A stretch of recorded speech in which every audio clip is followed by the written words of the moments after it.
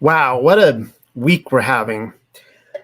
I have been preparing this Anunnaki talk for, I think, maybe a couple months now. And I was just getting prepared. I had it scheduled to give on Tuesday, and then the weekend happened. I'm referring to to date this video, I'm referring to the Trump assassination attempt, whatever that was, whatever was going on there. And we had a discussion on Tuesday night. I bumped this video, brought some of the gang on, had a good discussion on it. Go check it out. I hope you enjoy it. But tonight it is Anunnaki talk, ancient aliens. Now, for those of you who may not know, I'll go ahead and say this. Please like this video, subscribe if you haven't already. For those of you who don't know, the Unexpected Cosmology is way more than a YouTube channel. I mean, a YouTube channel is like the tip of the iceberg of what we do. We are a ministry, and of course, we are a book publishing company, amongst other things. We are translating the Paleo Hebrew, doing a lot of really exciting stuff.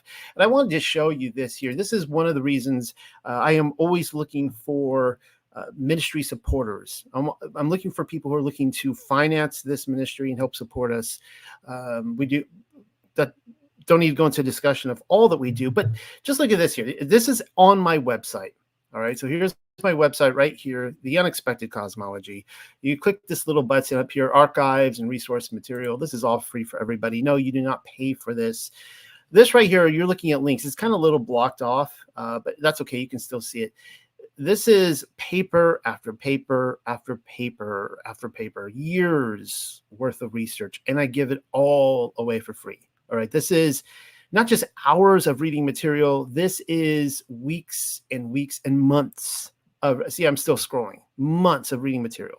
I mean, we're talking everything from, the Titanic to the Boston bombing, to Sandy Hook, to Auschwitz, Shroud of Turin, Paul is dead, mud fossils, giant trees, the mud flood, dozens of papers on the Millennial Kingdom. We got the Mandela effect. I mean, you name it. I cover a lot of topics on here. The glorious appearing in 70 AD, the Friday the 13th hoax, the Knights Templar, just it goes on and on and on and on here. And of course, the Anunnaki, ancient aliens, is what we're going to talk about tonight. And on this here, this is the new articles and updates page on my website too. It kind of works like a diary. And because I'm writing papers, these papers are like, some of them will be, 20 pages. Some of them will be 150, 200 pages. I mean, they're very detailed research, and I'm always updating them. And, you can get lost in the weeds here. So what I do is every single day, this is like my diary, and I show you everything that I'm updating in every single paper, all the new papers that come out. And I'll tell you, okay, well, here's today's date, updated this in mud fossils, updated this in giant trees, updated this in my Land of Eden, Mu Maru paper, Hypatia versus the Millennial Kingdom, brand new. I haven't given that presentation yet. The Legend of Prester John. It goes on and on and on. So thank you, everybody, for joining me tonight. Getting back to that was the commercial break, in case you're wondering. That was, I don't get paid for any of these videos. That was a commercial break right there. Moving on, the Anunnaki, ancient aliens. I hope you guys enjoy this. Nearly 500,000 years ago, astronauts from another planet came to Earth in hopes of advancing human evolution and acquiring gold for their home planet. Sigh. I know. I too am desperately trying to withhold a sarcastic pendulum swing of my eyes while typing this drivel out on the keyboard. On your end, all you have to do is digest the information, making sure to silently pronounce each syllable with your lips as you read this. Of course, you're listening to this, so you might want to turn the volume down so that your family won't listen in to my latest report and end up becoming commie Darwinist, or worse, a commie Darwinist trans. But me, I have to take one for the team and do the research and type reports such as this one, risking the fact that I haven't refilled my inhaler subscription for nearly a decade and may end up wheezing uncontrollably. You're welcome. Luckily, my current ministry salary allows for a steady diet of coffee. I can make it to the end on caffeine and coffee fumes if you can. Speaking of which,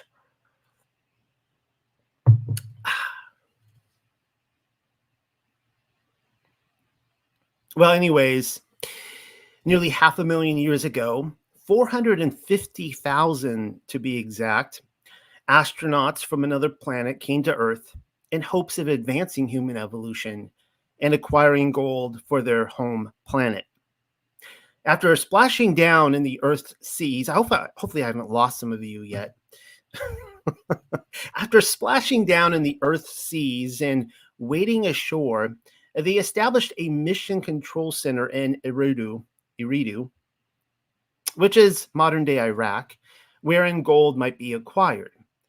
But being short of staff, they manipulated DNA to acquire Homo sapiens from their former relatives, Homo heidelbergensis, or Homo erectus, Homo something or other, I don't really know, some kind of Homo.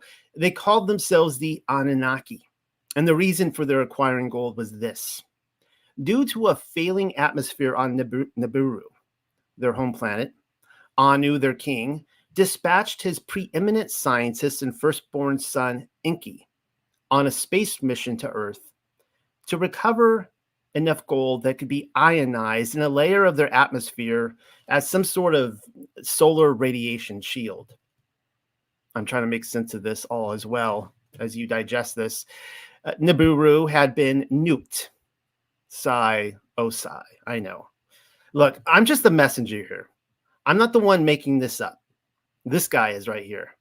His name is Zechariah Sitchin, in case you are not an insomniac and have therefore never tuned in to Coast AM with Art Bell, by which he was a staple.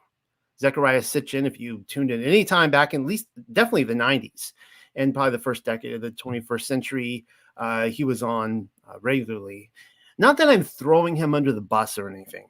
If that's what it looks like I'm doing, then I'm not. I'm simply laying the ground rules of the game. Zechariah Sitchin published his first book, The 12th Planet, in 1976, before I was born, long before there was solid, quote-unquote, scholarship on Sumerian cuneiform. He would have something like 8 books on the subject before nearly anyone logged onto the internet, certainly before I logged on. I would say he had a head start. The fact that his books have sold millions of copies worldwide and in more than 25 languages tells me that I am not the first person to take an interest in the Anunnaki, by which we are fed the ancient alien storyline. The problem is that I cannot read ancient Sumerian tablets, and most likely neither can you. In fact, probably only a handful of people still to this day on this motionless plane still can, which is why we depend largely upon men like Sitchin, because he claims he can. Sitchin's ideas have been resoundingly rejected by scientists, historians, anthropologists, and the scholars alike.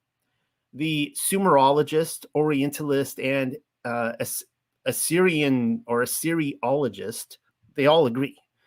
Even the late Michael Heiser, who we'll be commenting on a little bit tonight, who has described Sitchin as, quote, arguably the most important proponents of the ancient astronaut hypothesis over the last several decades, unquote, has ripped into him.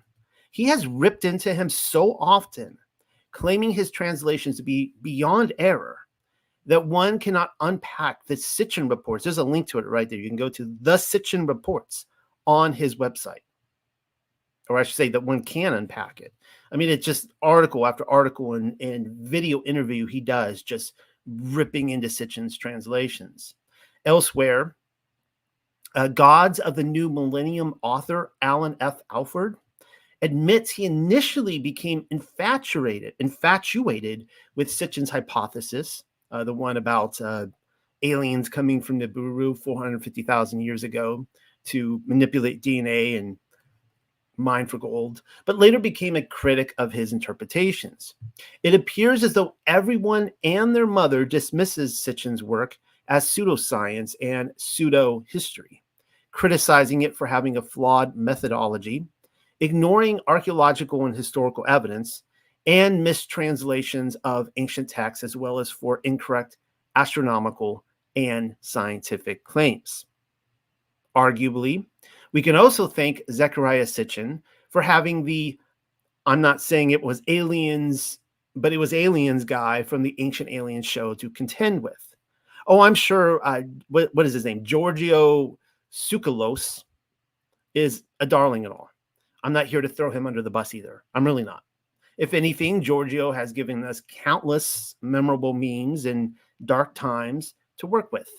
Between Will Smith's slap heard around the world and the movie that was Greta Thunberg, we must count our blessings.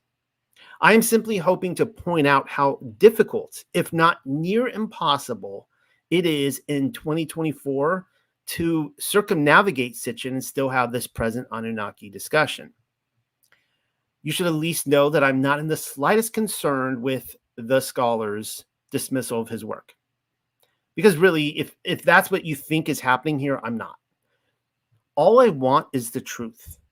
Even if it fails to coincide with the peer review or my own understanding of the truth, it's what I want. Not that ancient Sumerians are necessarily speaking the truth either. There's that. Why take their side of the argument? To borrow from Pontius Pilate for the moment, what is truth? Truth is a weighty word.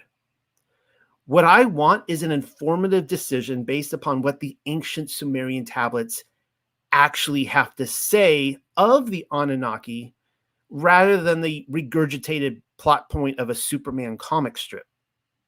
Just tell me. I want to know. I want to know what the Sumerians are actually saying, which may or may not be the truth. We can decide that after the fact. Afterwards, their witness account is up for each individual person to weigh out and decide. Capiche? Understood? Now, one very specific reason as to why Michael Heiser repelled Zecharia Sitchin with such ferocity is because of his own research into ancient cosmology. According to Heiser, all ancient cultures believed that the earth was flat and motionless under a solid firmament. The Egyptians, the Assyrians, and the Sumerians were certainly believers. The Babylonians, of course, come out of Sumeria. The firmament is rakia in Hebrew. Even the writers of the Bible believe the earth to exist in an enclosed ecosystem. They further advocated a celestial ocean of water containing the divine beings we call stars and a heavenly realm, which physically, not just spiritually, but physically manifests directly above the rakia. Again, that's the firmament. That will be news only for a select few of you. The man famously gave a presentation on Hebrew cosmology. There's a link to it there. By the way, you can follow this paper. I have a link to it underneath the video, so you can follow along if you want and hit all the links. The man famously gave a presentation on Hebrew cosmology back in the day, and at the perfect moment, when we most needed it. Mind you, Heiser was not a flat earthist. Heiser was just as much of a Copernican as Zecharia Sitchin, to a degree, I guess. Why the disagreement then? Well, Heiser's position was one in which we were to recognize the Hebrew worldview as preserved for us in the Bible for what it said, rather than attempting to redefine it or change its wording to fit with modern science, in which I fully agree with that.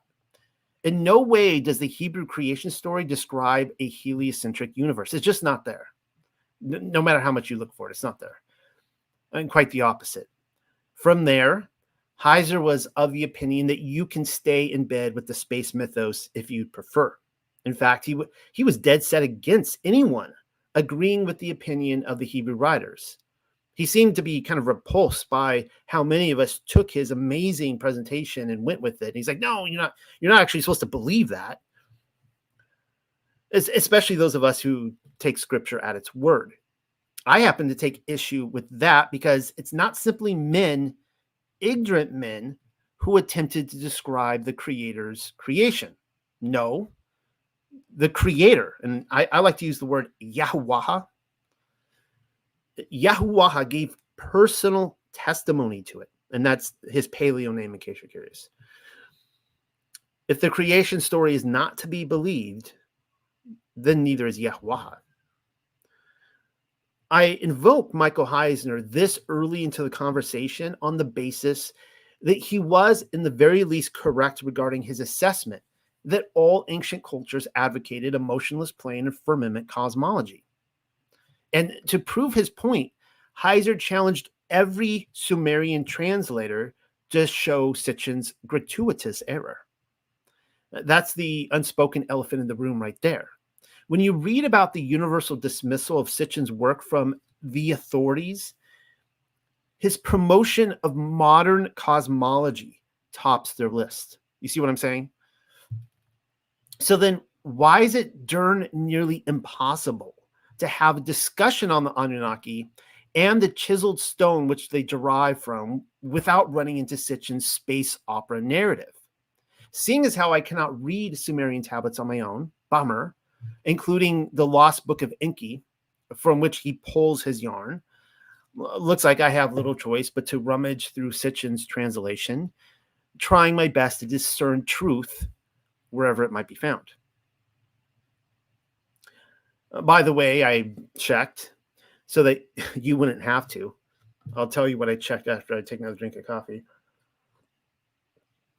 Sitchin was Sitchin was a Jew. And not just any member of the J crew.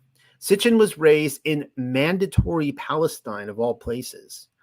Mandatory Palestine was formed in 1920 under the terms of the League of Nations after the UK stuck a knife into the back of the Ottoman Empire, remaining until 1948 when the Zionist state became a nation.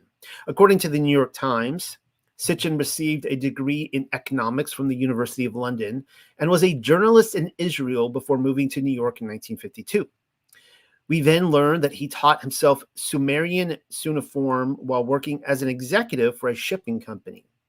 If so, then he is one of the few scholars capable of reading and interpreting either Sumerian or Akkadian clay tablets. My question is why he is meeting with Vatican clergy. You probably saw that in the photo if you were scrolling with me. And will he be accredited as a creative consultant for Project Bluebeam? For comparison purposes, the Epic of Gilgamesh is pulled from 12 incomplete Akkadian language tablets, whereas the Book of Enki can be found on 14. I would say they are somewhat comparable in length, though obviously the Book of Enki is 2 tablets longer.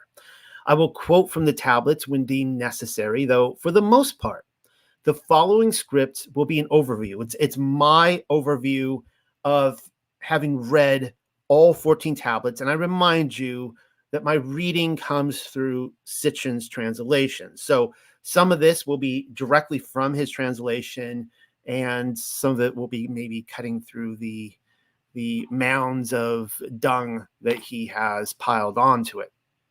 So it's going to be a recitation of the text, as well as my own evaluation of Sitchin's translation.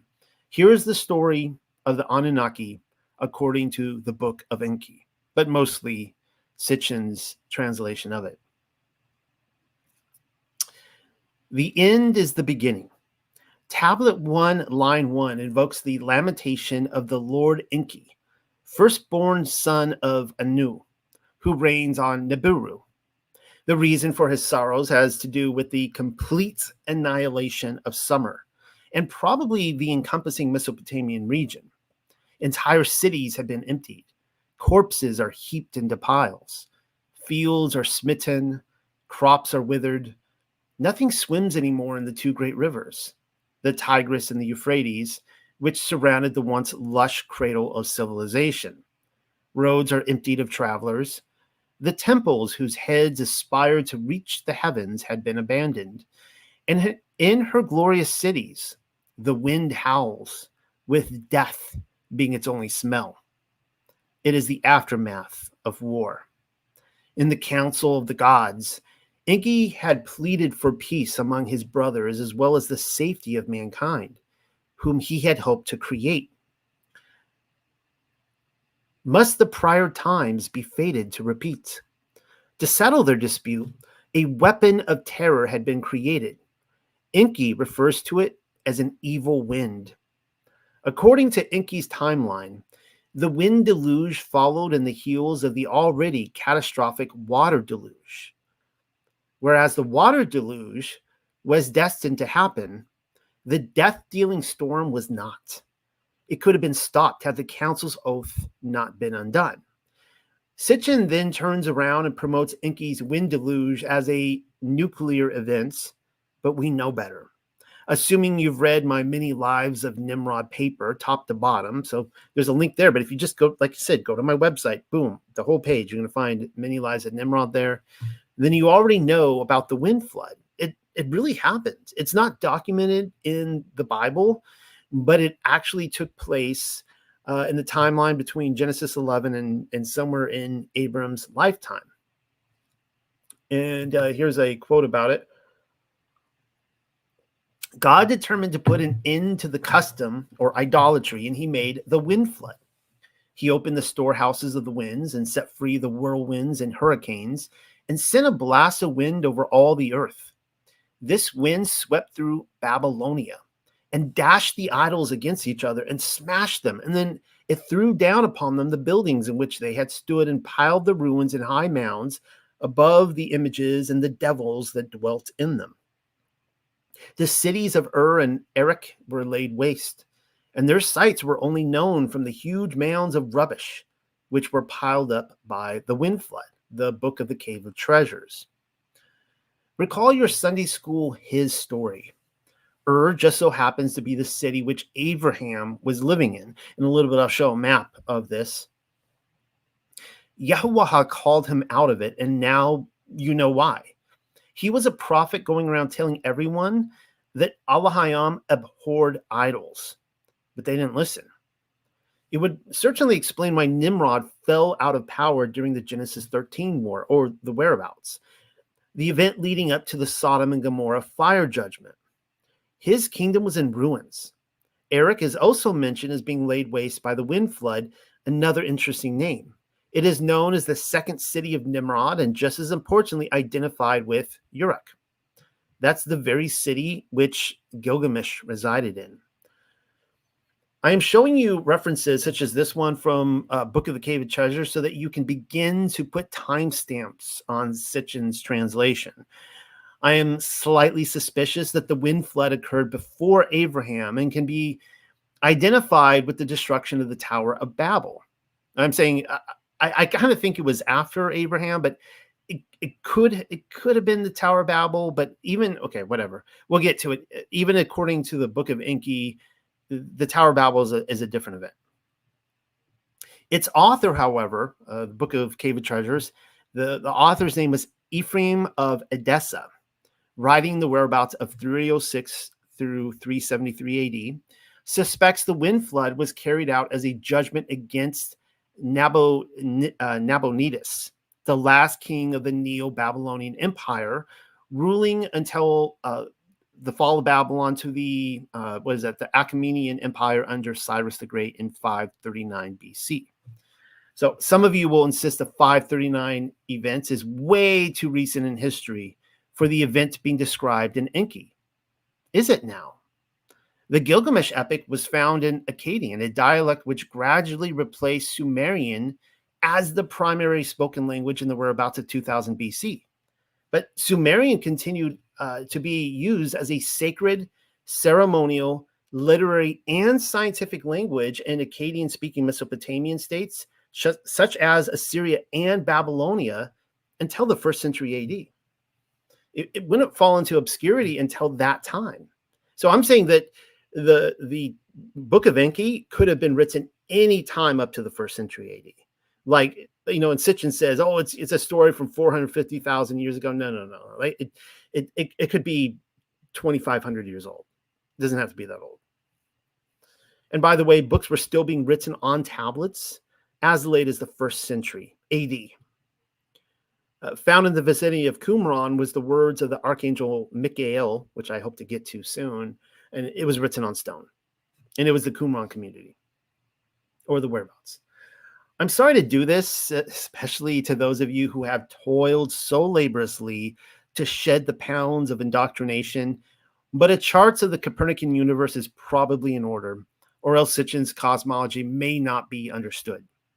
The Nibiru of Sitchin's cosmology is said to reside beyond Neptune and Pluto, the hypothetical planet X, which so many have longed to discover. We've been hearing about this our entire lives. I remember being fascinated with Planet X as a child. Accordingly, it follows a long southern tilted elliptical orbit, reaching the inner solar system roughly every 3,600 years. And when that happens, there's a cosmic catastrophe that unfolds. On one such pass, the moon of Nibiru collided with Tiamat, a planet which was once located between Mars and Jupiter. When struck, Tiamat split in two. On a second pass, Nibiru itself struck the fragments. One half of Tiamat became the asteroid belt as well as the comets, which jettisoned across the universe. The second half was pushed into a new orbit and became planet Earth. Excuse me while I just roll my eyes at that one. Again, I'm just the messenger here. Even Pluto was affected by this. Originally a satellite of Saturn, Nibiru's gravity perturbed it, sending it to the outer solar system. That would kind of interesting. I do find the asteroid belt, if it even exists, I don't know. I've never looked at a telescope to the asteroid belt. I've never done research on when it was discovered and by what. Okay, total ignorance on my part. But if there is such a thing as an asteroid belt, it's kind of interesting what its origins might be, right? Before the prior times was the beginning. I'm quoting from Enki again. After the prior times were the olden times, and the Anunnaki never came to Earth during the prior times, though in the more recent olden times, they arrived from Nibiru. Now, I think that this is basically saying that there's Genesis 1, which is a recreation event, and after that, those were the olden times. The prior times of the Earth would be before Genesis chapter 1. And that's what they're saying. In the olden times, the Anunnaki arrived, after which Earthmen were created. The reason for their arrival had to do with a catastrophic war on Nibiru, as if a steady diet of cosmic collisions during their 3,600-year voyage around the sun were not enough. The short of it is that clans had gathered into tribes until two great nations, north and the south, face each other in mortal conflict. The destruction was fierce. Nearly all life diminished. Eventually, a truce was declared between the North and the South with a call for one kingdom, the lot going either to a warrior from the North or a warrior from the South, with their reigning queen being chosen from the opposite kingdom. So the idea is that if the king were to be from the North, the queen would come from the South. If the king would come from the South, the queen would come from the North. The lot fell to a warrior from the North, and for several successive generations, peace reigned over Nibiru. Anyways, you may be asking yourself how Nibiru is able to stay warm enough to maintain life, being so far removed from the sun and all. Volcanoes is the answer you should have gone with. Apparently, gases and ashy clouds and other such elements emitted from a constant flow of volcanic activity, creating a natural canopy capable of warming the planet during its thousands of years of distant drifting through the icy vacuum of space, and then working as a natural cooling unit as it made its slingshot approach around the sun. I am not a Copernican and will therefore let you make sense of that, because that doesn't make any sense to me. Not that it has to. Sitchin published his findings in the 1970s, and so it is no surprise that Nibiru formed a hole in its ozone layer, which was all the rage in the 70s and the 80s, ironically from a lack of erupting volcanoes, which threatened the life of all inhabitants on that planet. Rain was withheld, the wind blew harder, springs from the depths did not arise, and the breasts of mothers went dry, crops failed. After usurping the throne, Alelu used nuclear weapons to stir volcanic gases. Yes, it was, after all, the Cold War, when Sitchin busied himself translating. Nukes come into this very often. Will it surprise you to learn that they too were not a success? Reproduction diminished, unity was lost. I'm a little confused on what the nukes actually did to the volcanoes. Apparently, it didn't cause them to blow up and form more gases. Not really sure what they did. And soon the inhabitants of Nibiru resumed their warring factions, which had nearly annihilated them earlier. There was a non-nuke solution in all of this. Gold was a substance that could be ground into a fine powder and suspended in the heavens, whereby the breach in the ozone layer could be sealed. Not sure how that was supposed to work. I mean, the nukes sure as hell didn't work, but let's just go with it. Gold's rarity on Nibiru, however, created the next obstacle because they came up with the solution for gold that was going to save them, but there was like no gold. Very little of it. Efforts to retrieve it was ultimately a lost cause, which is why the suggestion was made that somebody should prepare the celestial chariots, or I mean spaceships, according to Sitchin, for Ki, the seventh planet, because there was much gold to be found there, you see. The long story made short, and then even shorter, is this. Anu, a dynastic heir, disposed Elelu from the throne, prompting Elelu to steal a celestial chariot, a nuclear-powered spacecraft, setting his course to Ki, the planet we know as Earth. And by the way, Ki is just a name for Earth. It doesn't mean planet. Alelu's quest for gold on the Earth was a resounding success. After transmitting the news of his find back to Nibiru, thereby reinstituting his kingship, an astounded Anu put the issue before the royal council. Ea, Anu's firstborn son, was chosen to make the journey to Earth rather than Enlil, his half-brother. Now, you want to keep a track of those two names. Ea, the firstborn son of Anu, and his other son, Enlil, Ea's half-brother. And I'll explain later, but I'll explain in just a second. With Anzu piloting the celestial boat, carrying 50 other Anunnaki in tow. So originally 50 Anunnaki come to the Earth. And FYI, as I was just saying, Ea and Enki are the same individual. So when this is called the Lost Book of Enki, it's the same thing, Ea and Enki. Afterwards, their arrival on Earth would get biblical. Actually, it wound up getting somewhat humorous. Look, hit pieces on the Bible are nothing new. They've been going on for many millennia, which is why I am here to tell you I believe this is one of them. Assuming Sitchin's translation is in any way reliable, that is.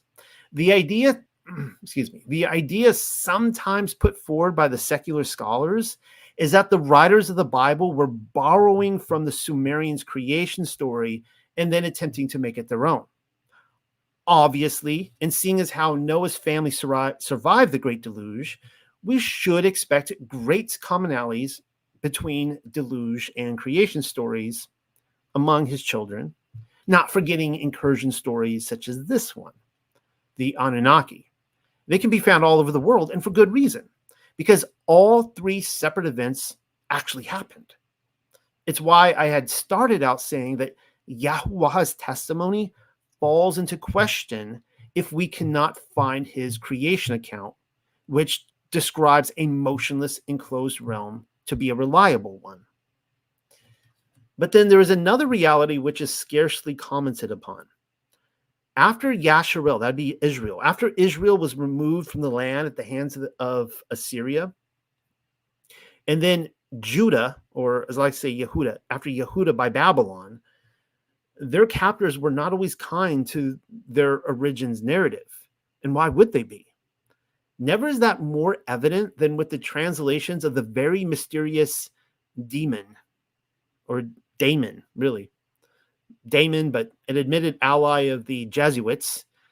And to the point that I suspect his name may be a homonym for demon. I always say demon, but it's Damon, but just take out an M and he becomes a demon. Have you read his Nebuchadnezzar II tablets? OMG.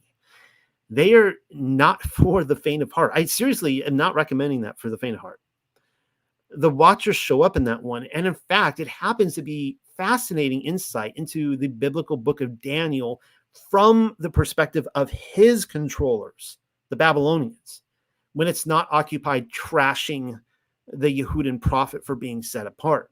I mean, they just rip into Daniel. They make him out to be a sniveling coward. I think they had him beheaded too or something. To claim the Yehudans would write a fictitious book about a nobody as damage control against an obscure tablet, which depicts Daniel as a weak coward, is just stupid and obnoxious. In fact, rebuttals such as the Nebuchadnezzar II tablets only seems to elevate the importance of the prophet, in my opinion. And we have the book of Daniel. It's basically Daniel has this book and it's being circulated, and they hate this guy. And so, like, let's come up with our own book just to just trash this guy, just rip into him like an SNL skit. I mean, that's what the Nebuchadnezzar II tablets are. It's an SNL skit. It might have some truth to it. It kind of an interesting angle from the Babylonian perspective, but no, it's not. It did not come before the book of Daniel. The same can be applied to the Enki tablets. I am no scholar, though I see no reason as to why the Enki tablets cannot be a response to the diaspora of Yasharel and Yehuda as well. Does that make sense to everybody? I hope so. And you'll see what I mean in a little bit. I mean, clearly, the Enki tablets are quoting from the Bible and not the other way around. There's just no way. Well, here it goes. On Earth, they establish Iridu. Their mission, can you see my bunny ear quotes? You can't because my screen's so right here. Their mission control center and spaceport in 7 days. Yep, get ready for a retelling of the creation story according to the Anunnaki and Sitchin. Starting with day 1, the astronauts splash down into the water wearing their fish suits. Though I'm somewhat certain that Sitchin intends them to be spacesuits. Ea Enki and his fellow spacemen come into contact with Elalu, presumably around the marshes of lower Mesopotamia. They then freak out to observe the setting of the sun and the darkness which surrounds them, which prompts Elalu to laugh his ass off. Now, keep in mind that he has landed there before Ea Enki and his band, right? Because he was there to search out gold. He sent back a message saying, "Hey, I found gold." And then the firstborn son Enki is sent in on the second leg of the reconnaissance mission. I'm actually wondering if this was originally intended to mirror the separation of light from darkness in Bereshith 1:1-4, implying that these particular Anunnaki were caught up in the dark side of the equation. Because that's what it says in Genesis, right? He separated the light from the darkness. And so in this, they're talking about the light has left them and they're in the darkness and they're freaking out. So think about that. From the Anunnaki perspective, it's really interesting. And we then read this. And it was evening and it was morning. Their first day on earth it was. Enki tablet 3. Day 2 of Bereshith or Genesis and Allahayam created the firmament so as to separate the water above and below. But then look at what the Anunnaki were up to. Ea Enki observed the evil serpents swimming in the ponds and marshlands. After contemplating the abundance of rainwater, he desired a way to mark boundaries which might collect the downpours from heaven, and so set Enbi-Lulu in charge of digging the ditches, to which we read the following. Thus were the waters below from the waters above separated. Marsh waters from sweet waters asunder were set. And it was evening and it was morning, the second day on earth it was, Enki tablet 3. The point I'm trying to make here is, I'm going off of Sitchin's translation, but if you just cut out the Copernican crap and all the space and all that kind of stuff, and you could even see in here embedded clearly, it's talking about a firmament being created, separating the waters above from below. Anyways, adorable. It's simply adorable. Uh, like, how do you separate the waters from above and below? And I don't know, in a space situation. But anyways, well, on day 3, the Anunnaki set up places of grass and trees, orchards, that sort of thing. And keep in mind, this whole creation account, it's happening right there in kind of Eridu, that kind of cradle civilization right there, Mesopotamia. It's not talking about a creation of the whole world, just that little section right there. It was evening and it was morning, the 3rd day. Moving on to the 4th day, which is somewhat confusing. Sitchin has tools from the chariot brought forth rather than stars from the firmament, huh? You mean to tell me the Anunnaki hadn't thought to retrieve their tools until the 4th day? I wouldn't be in the least surprised to learn that Sitchin was even more confused, as he couldn't have the sun, moon, and stars being created, or else expose his ridiculous spaceman narrative. And so this is what we read in Tablet 3. All day the sun was shining, the great light by day it was. By eventime, Kingu, Earth's moon, in fullness a pale light on Earth is cast. A lesser light to rule the night among the celestial gods amounted to be. And it was evening and it was morning, the 4th day on Earth it was.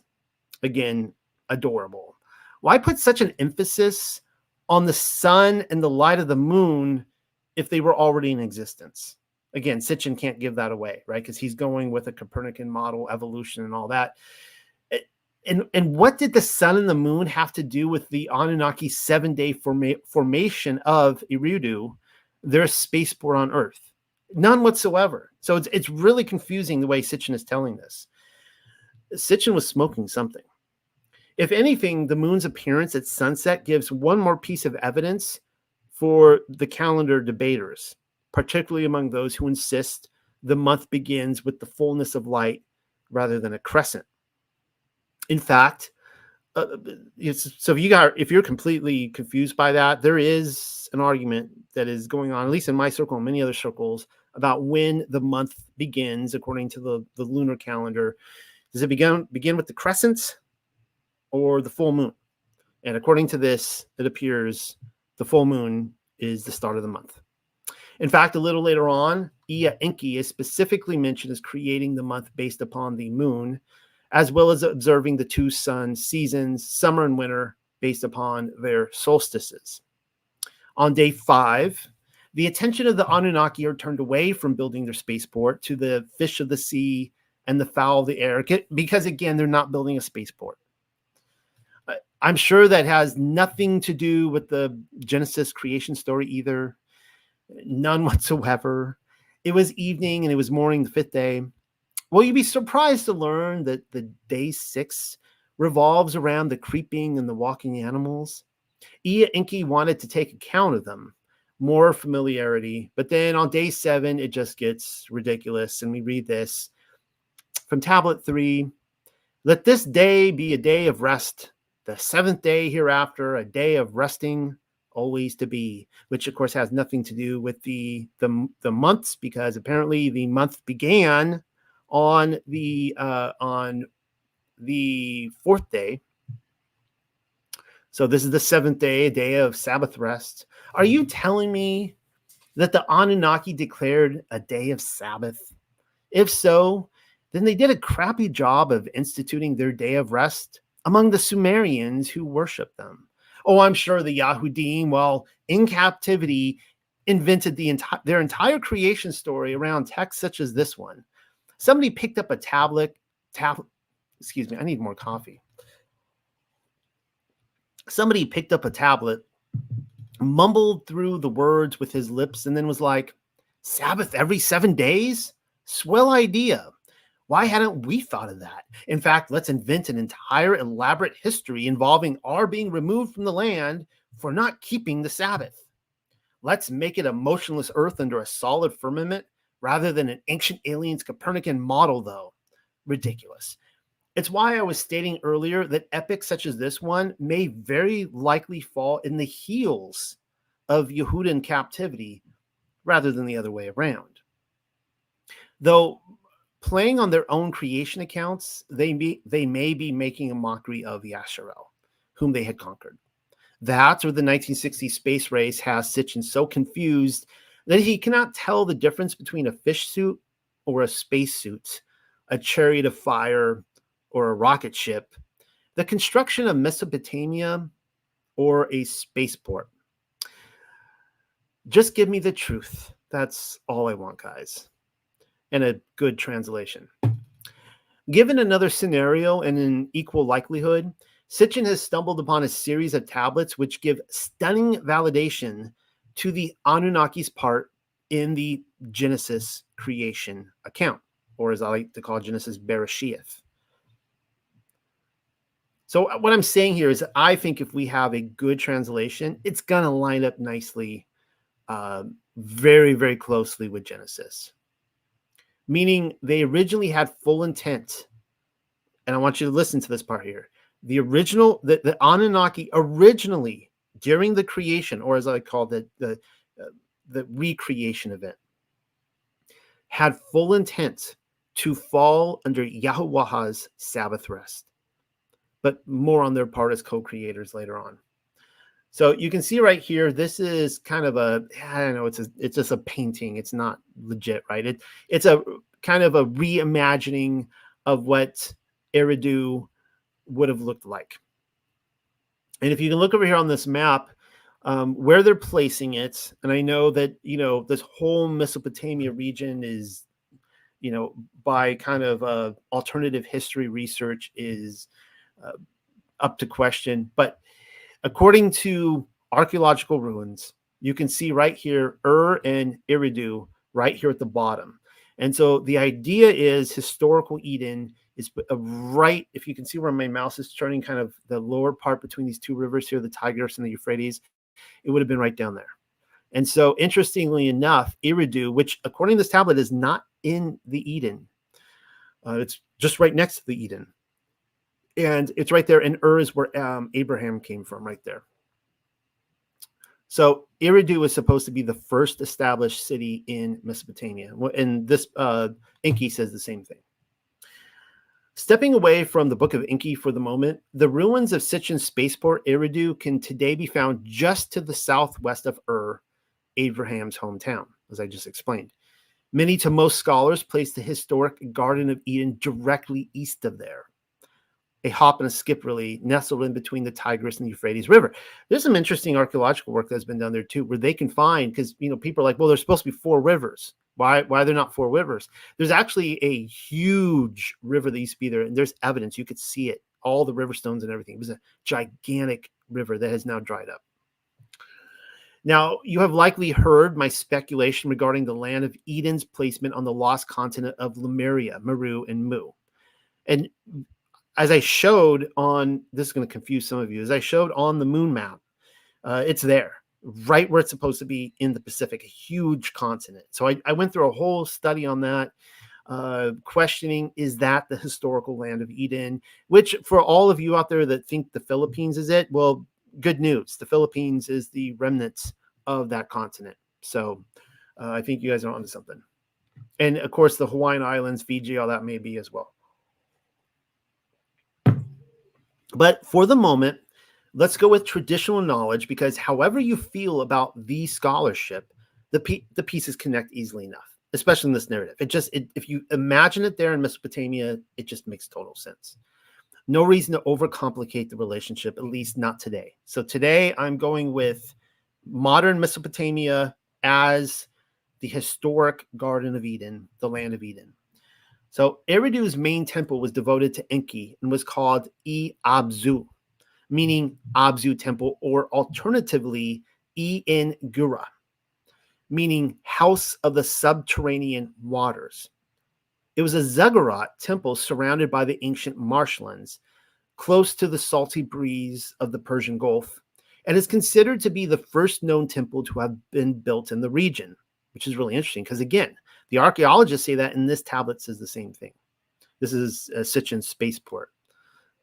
So there are certainly connections to be made between the Anunnaki storyline and archaeology as we know it. Speaking of which, 4 separate excavations at the site have observed a shrine dating back 6,500 years.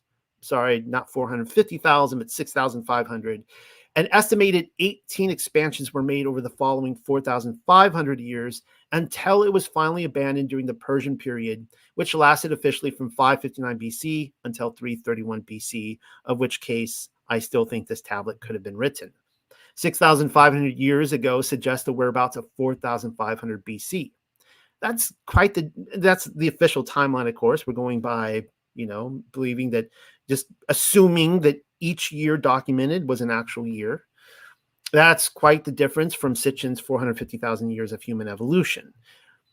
The numbers are mostly the same, though 2 zeros have been removed. I think that's kind of interesting. So you take away 2 zeros and you got 4,500. It's also a clean fit with my 7,000-year timeline deception hypothesis, and may in fact prove to be a perfect fit.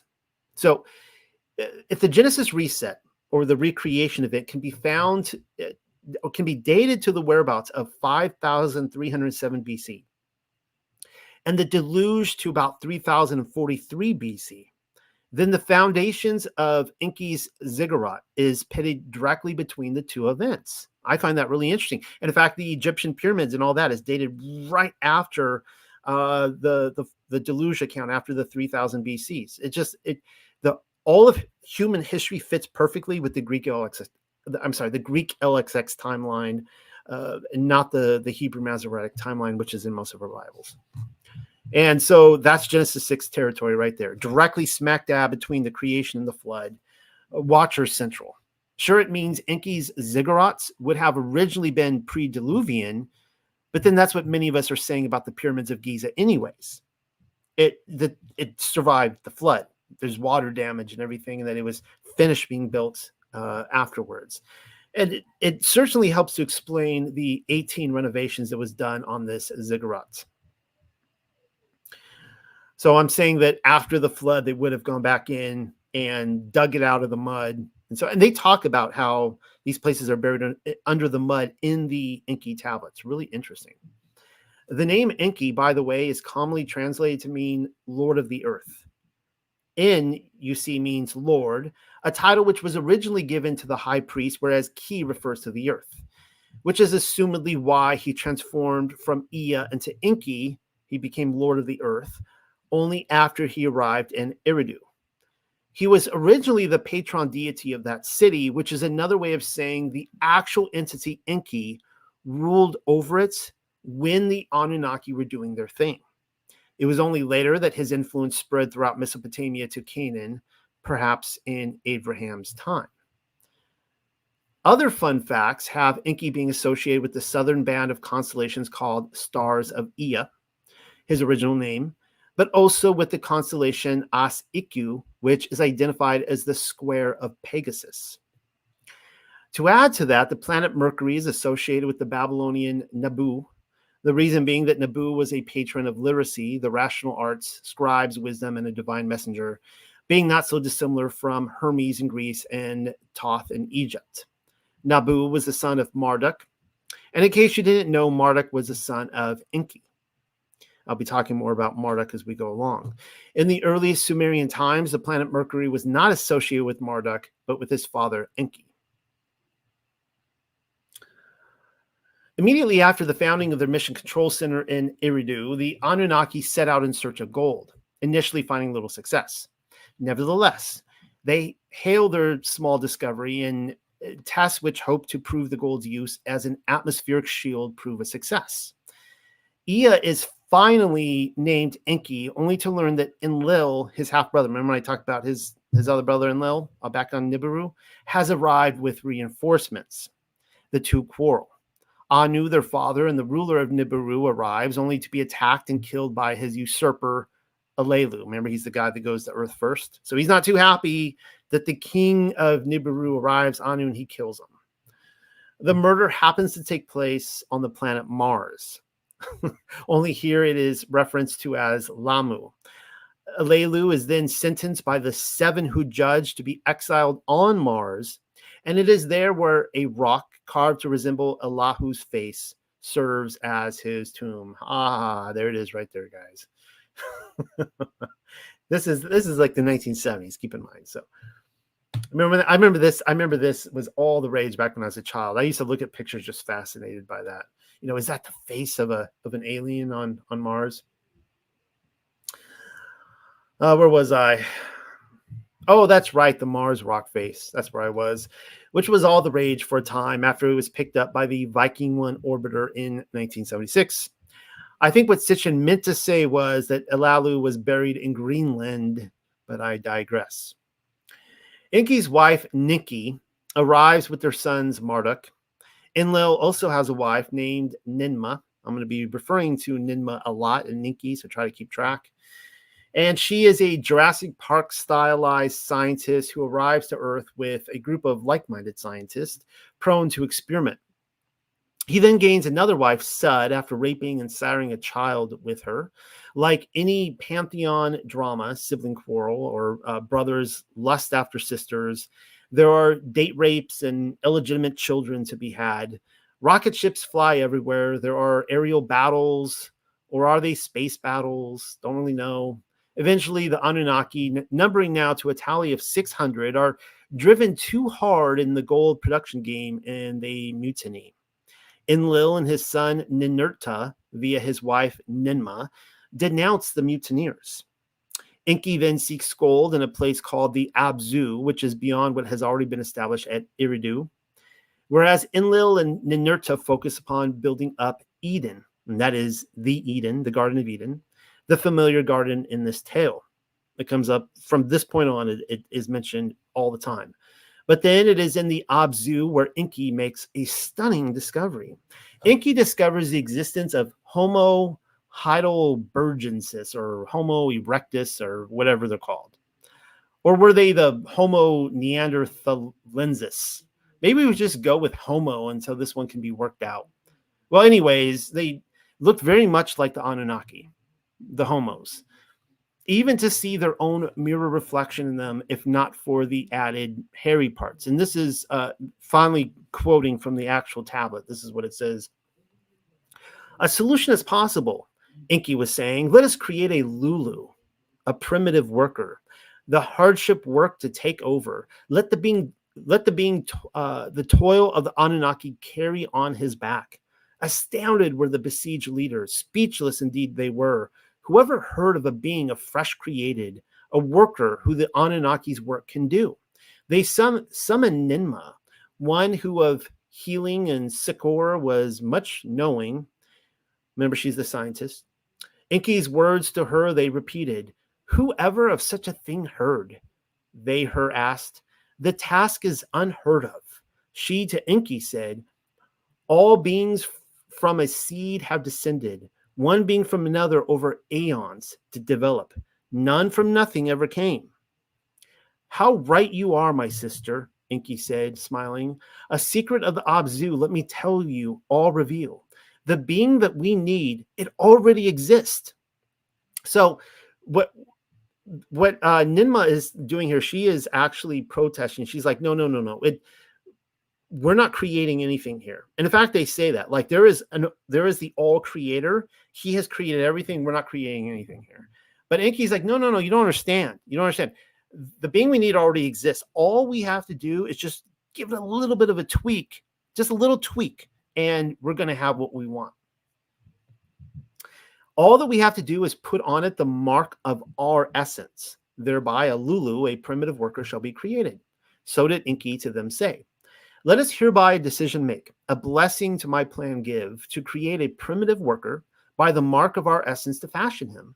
So is Enki to the leaders saying, that being that we need, it already exists. Thus did Enki to them a secret of the Abzu reveal. With astonishment did the other leaders Enki's words hear.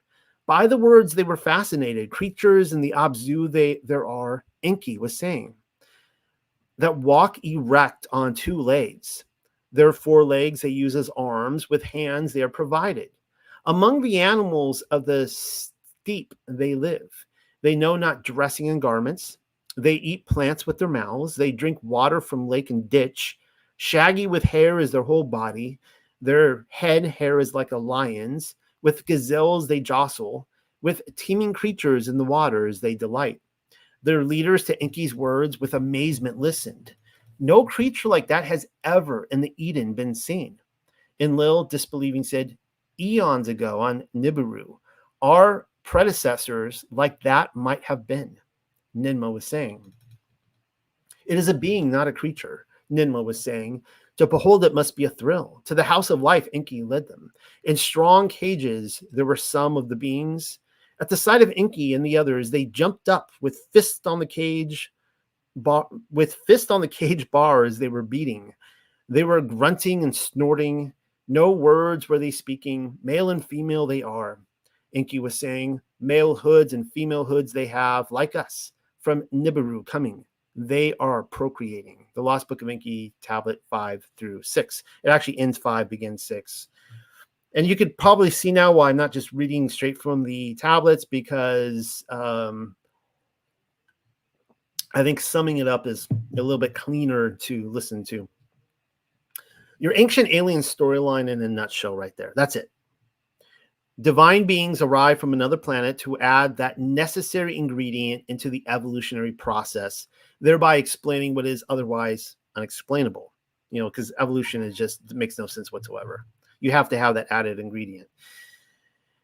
You have to then wonder what ancient aliens arrived on Nibiru hundreds of thousands of years earlier, kickstarting their evolutionary process, because that's what Sitchin is saying. He's saying that, well, how does he explain where they came from? Well, another alien landed on their planet hundreds of thousands or millions of years before, tweaked their DNA. Now they're doing the same.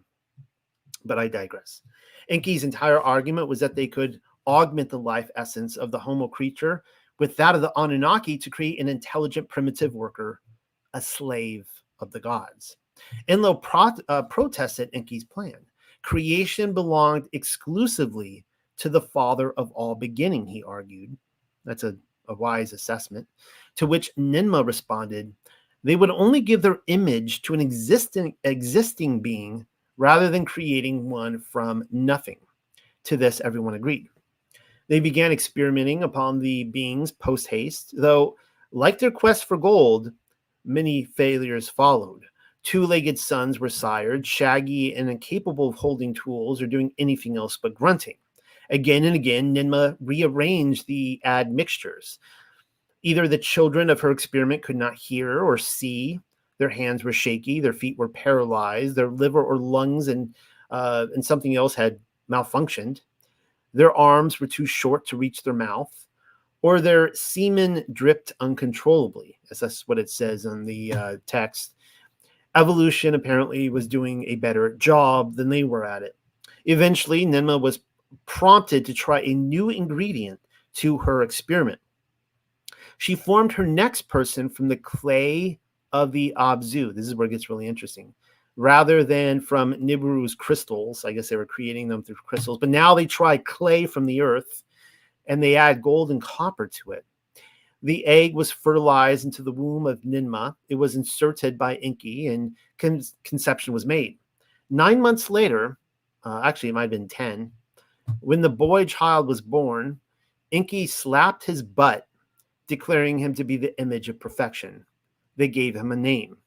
His name was Adamu.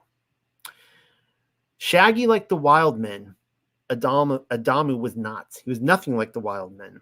His skin was smooth, a dark red blood color.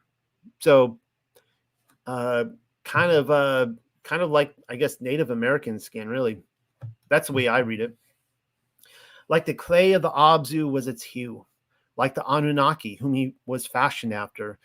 He was an image of perfection in every which way, except for a small itty-bitty detail. His male member had a little extra skin. And so Ninmah circumcised him. Why was he circumcised? As a sign that man and Anunnaki, heaven and earth, had been bound. Unlike other men, even Adamu's member was in appearance like those of the gods. So he was the first to be circumcised. And Ninmah may have been the mother of Adamu, but she was also Enlil's wife. You will then want to recall how the inhabitants of Nibiru mated a king and a queen from the north and the south so as to promote peace and harmony. Well, the same applies here. When it came time to produce a female counterpart for Adamu, it is Enki who stepped forward, volunteering his wife Ninki for the part. In the 9th month, or was it her 10th month? I was a little confused on that in the text. Tiamat, the mother of life and the eve of this story, was born. So her name was Tiamat, which means the mother of life. Adamu finally had a helper suitable for him. From there, the Adamu and Tiamat story takes on something resembling the original Planet of the Apes. Mankind were created in pairs of 7 and placed into cages like animals for procreation purposes. There is even a scene later down the road where the Anunnaki chase primitive man and woman down in the wilds of the Abzu, capturing them with nets. LOL. I think everybody here has probably seen Planet of the Apes by this point. Adamu and Tiamat were also locked behind bars for a time, but unlike the others, they were capable of speaking rather than grunting incoherently. Again, plotline Planet of the Apes. Their arms and their hands, as well as their feet and their legs, their faces and their hair and skin, everything about them, including their inwards, were proven perfection. In fact, they were in every which way mirror images of the Anunnaki. So perfect were Adamu and Tiamat, model specimens. Their Anunnaki parents did not have the heart to lead them into the mining operations, which they were originally created for. It's why a decision was made to move them to Enki City in Eridu, where an enclosure was built for them, allowing the man and woman to roam freely about. Their abode was a garden. The garden was Eden. From there, many Anunnaki came to observe the creatures in their zoo exhibit, including Marduk. Remember, he's the son of Enki. And one by one, their skepticism diminished. That's a sign that I need a little bit more coffee. I still got a long ways to go. I hope you guys are enjoying this. The Anunnaki even stood around watching Adamu and Tiamat procreate, excited that they would produce an endless number of laborers. But therein was another problem. Nobody, not even the other human pairs, were conceiving children. Back to the drawing board then. The solution came from an individual named Nengi Shazida. Before I tell you what it is, maybe I'll just call him Ningi, because there's Ningi Zida. I'm going to mispronounce that for you guys. Before I tell you what the solution is, allow me to pause and tell you a little bit more about him. The possible meaning of Ningi Shida is Lord of the Good Tree. Though contrarily, it could also mean Gishbanda, which means little tree. So it could be Lord of the Little Tree. The tree in his name appears to be associated with the vine, according to a Assyriologist, giving him an association with wine. I find this all really fascinating. Make a mental note of that. Other titillating tidbits assign Ningi Shida to be a Mesopotamian deity of vegetation, the underworld, and sometimes of war. He was commonly associated with snakes, depicted clothed with snakes, as shown. You can see up here in the picture, he's clothed with snakes. And was even believed to spend the winter months in the land of the dead, in which vegetation upon the earth would die, telling us that he was an early manifestation of the mystery religions. In fact, he was referred to as the chair bearer or chamberlain of the underworld.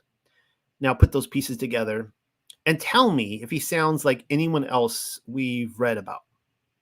So anyways, Ningi Shida needed to figure out a way to make procreation a successful part of the human experience.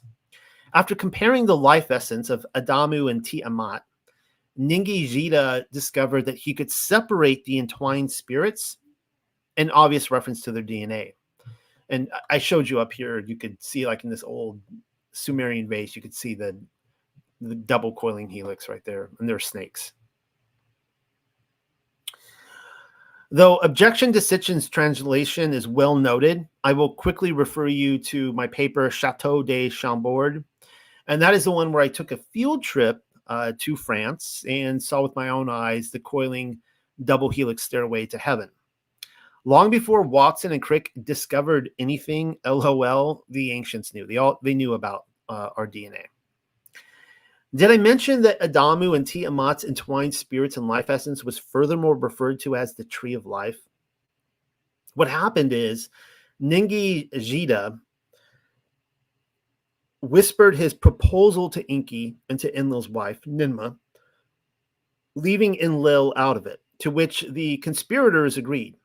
He then caused the four of them, Enki and Ninmah, Adamu and Tiamat, to fall into a deep sleep, from which he extracted the life essence from Enki's rib and placed it into Adamu. He then extracted the life essence from Ninmah's rib and inserted it into Tiamat, closing up the flesh afterwards. To their tree of life, 2 branches had been added, the coiling double helix. The operation was a success. Upon waking, Ninmah declared, "Let them freely roam as one flesh. Let them know each other." Adamu and Tiamat, also woken, were returned to the orchard in Eden only to become aware of their nakedness. They wanted to be distinguished from the wild beast and presumably the wild men.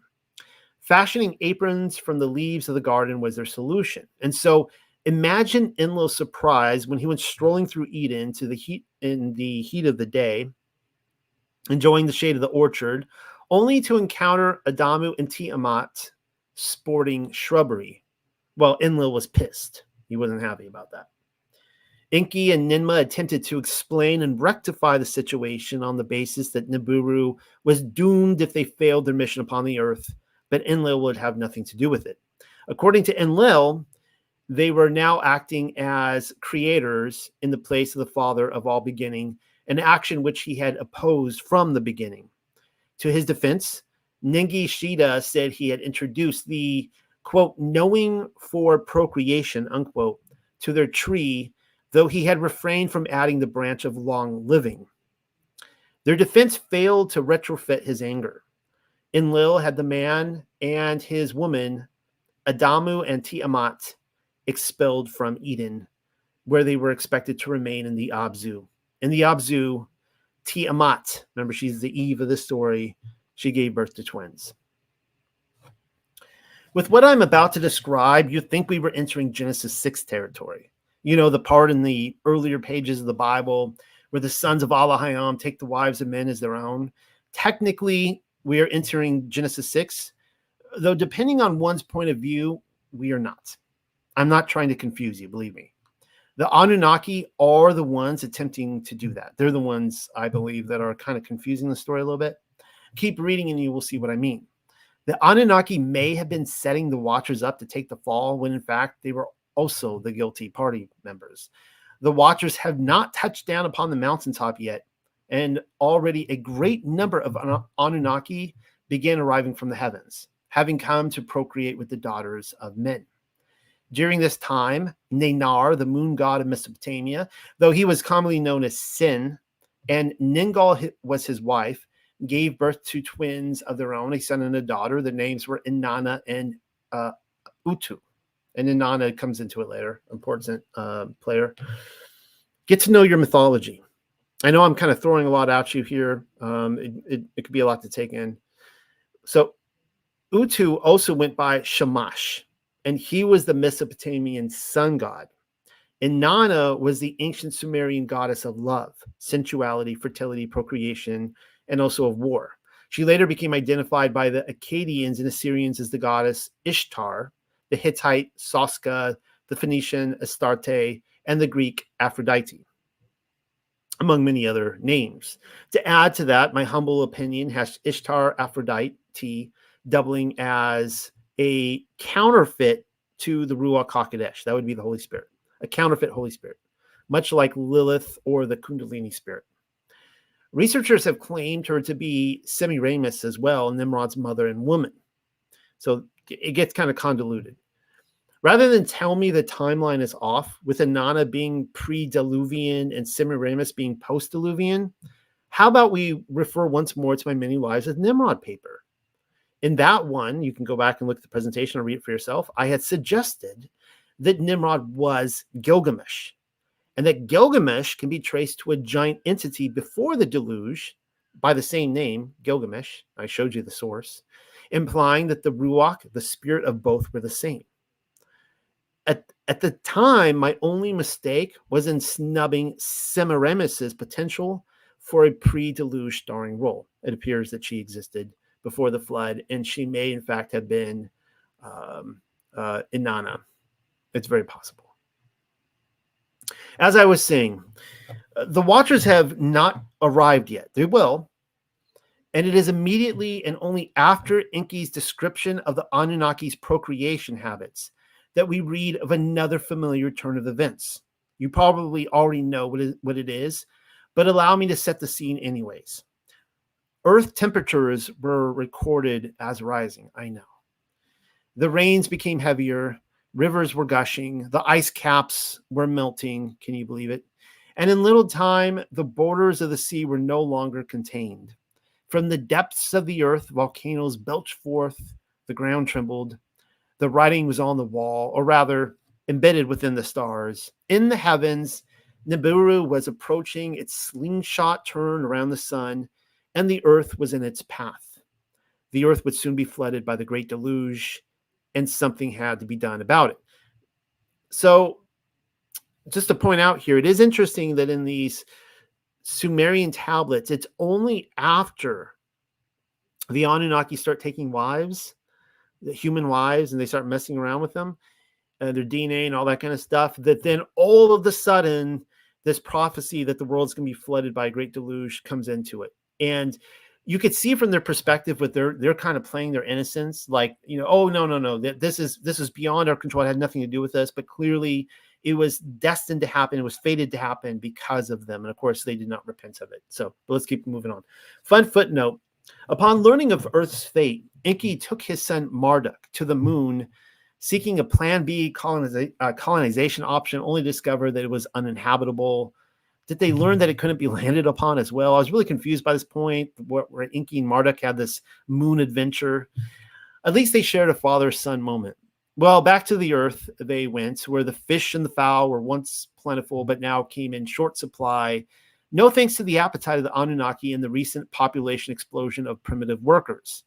Nibiru was nearing the end, was nigh. So it does seem in here that the Anunnaki are kind of devastating and destroying the earth. They're just mining it. They're killing all the animals, eating them up. It really seems to fit with the Genesis 6 story pretty well. Regardless, Enki's sexual appetite was an insatiable one. He desired human women of his own, and from those human women, children, by which he would raise up offspring even greater than what Ninmah, the scientist, had dreamt when forming Adamu and Tiamat in clay pots. He sought to create the civilized man. Now, keep in mind, before this, we had the primitive worker. Now we're getting the civilized man, which is why he went on a cruising expedition down the main drag of the marshlands of the Eden. Ever on the prow, he soon discovered two fine-looking ladies bathing by the bank of the river, wild and naked with beauty, firm-breasted, and to quote Sitchin, their sight the phallus of Enki caused to water. Lovely thought. One woman offered him fruit from a fruit tree, the other berries from the field, your typical mating ritual. There was a kiss on the lips, and then ... a pregnant pause. And 9 or 10 months later, civilized man was born, a boy and a girl. The girl's name was Titi, meaning one with life. The boy's name was Adapa. Recognize the name? If not, then you should. For many, Adapa is a coin toss between two extremes, myth or historical reality, though nobody can deny his placeholder in the pantheon of legendary figures. No promises, but I think my next paper will be exclusively devoted to him. Now, actually, I fully intended to write on Adapa next, and then the weekend happened, and that whatever happened with that Trump assassination kind of took my devotion, but Adapa is next on my list. I want to give a presentation on him.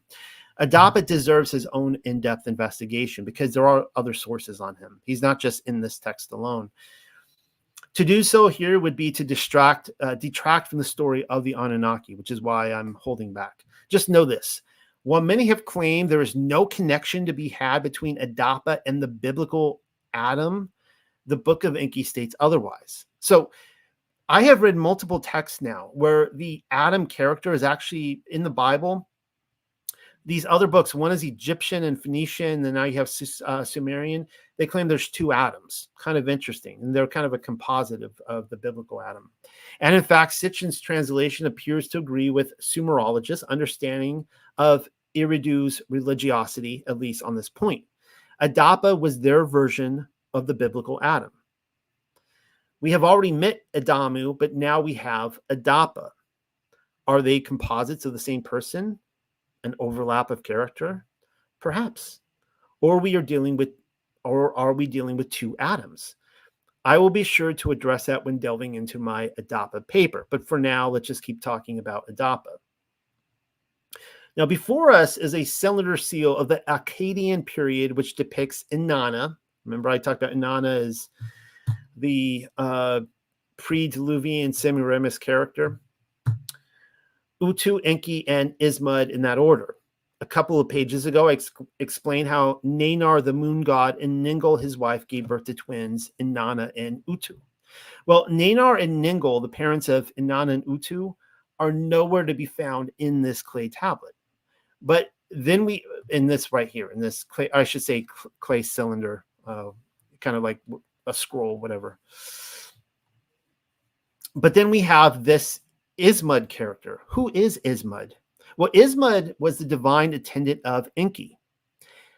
He is the one depicted with two faces. So looking up here again, if you look to the right, you could see this man here with two faces. The original Two-Face, I guess.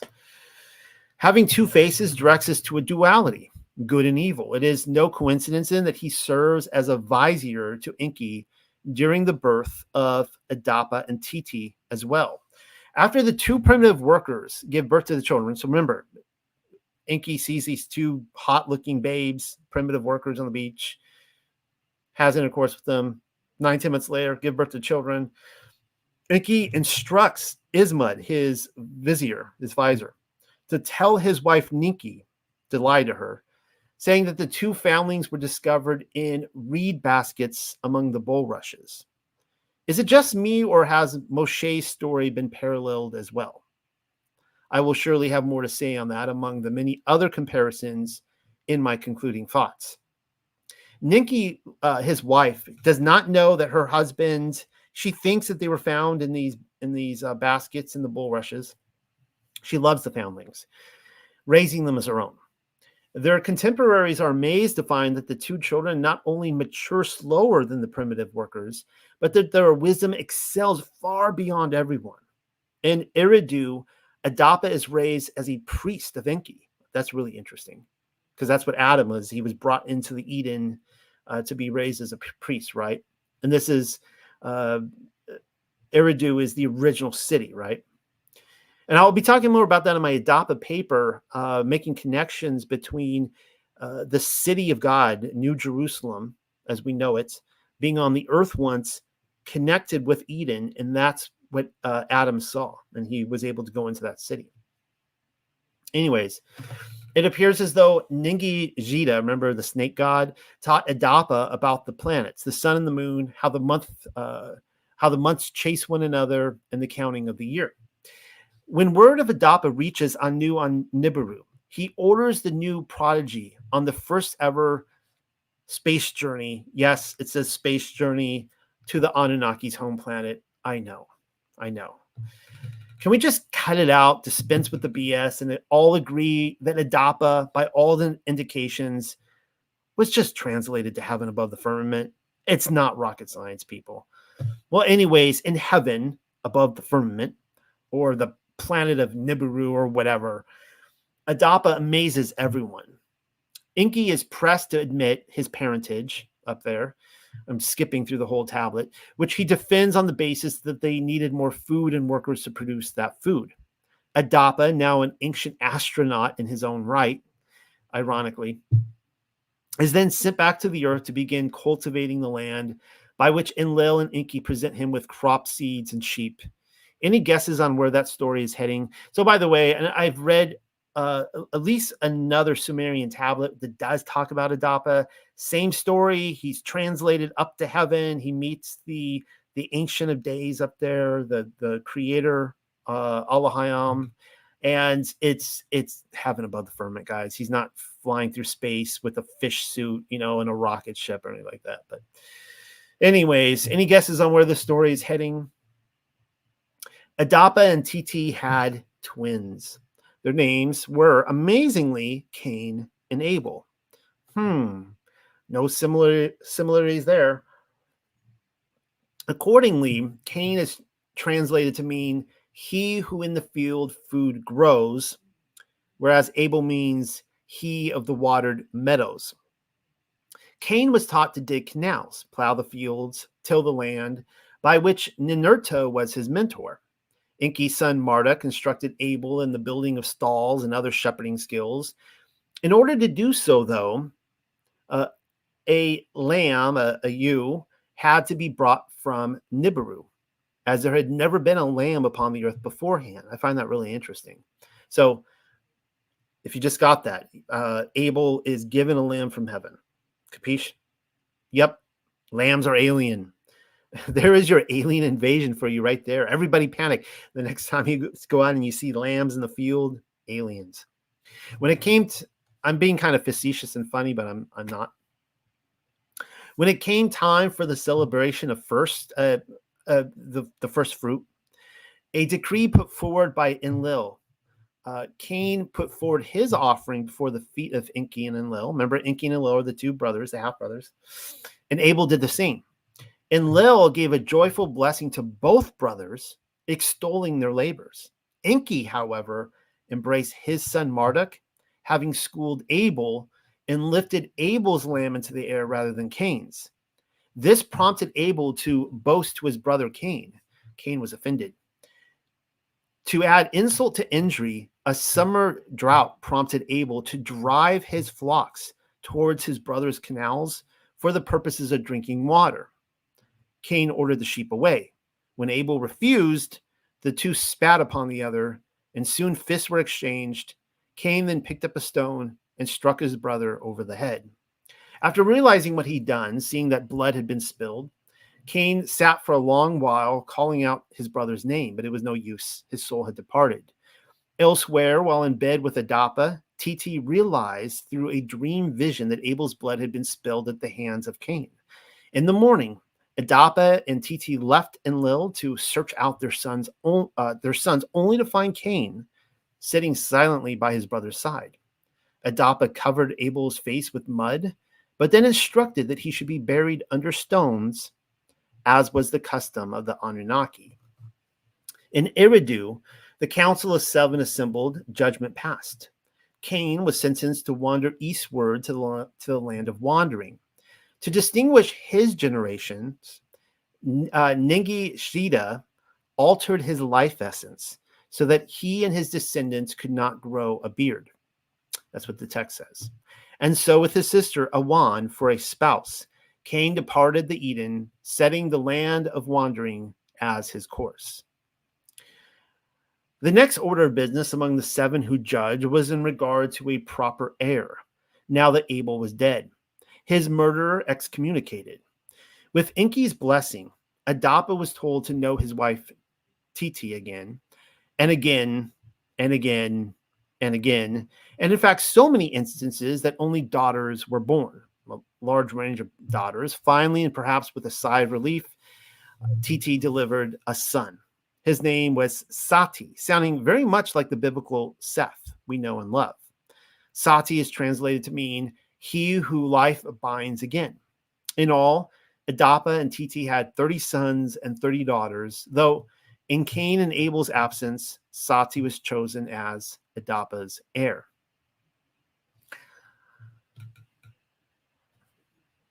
Sati, the son of Adapa, took his sister Azura as wife. They had a son, Enshi, which sounds very much like Enos, doesn't it? His name is translated to mean master of humanity.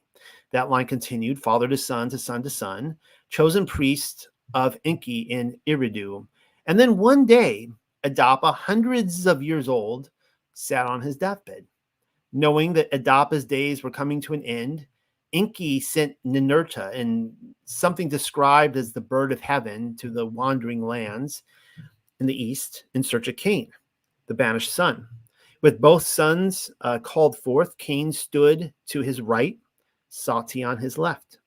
The eyesight of Adapa had failed, and so the only way he could distinguish between both sons is with the beardless Cain and the bearded Sati, reminding us of Isaac's blessing of Jacob rather than hairy Esau. And of course, I like to call Isaac, as you can see, Yitzchak, and Jacob, Yaakov. But no need to get lost in the names. Adapa then put his right hand upon the face of Sati, his left upon Cain, forming the very Tav, which Yaakov, or Jacob, would later perform with Joseph's children, Ephraim and Manasseh. Between this, the Sabbath, and the basket story, why do these biblical parallels keep happening? Well, we're not through yet. Far from it. There's going to be a lot more of those biblical parallels. In Sati's genealogical line, and before Adapa died, there was a man named Enkimi. Enkimi was not like the others. Concerning the heavens and all matter celestial, he was constantly curious. To him, Enki and Marduk took a liking. Secrets once revealed to Adapa, to Enkimi, they were once again told. How the months were counted by the moon and the circuit of years according to the sun, he was taught, as well as the planetary family of the sun. The circle of the heavens divided into 12 parts, each station being represented by a constellation, each intended to honor a divine being. Anunnaki, he was taught.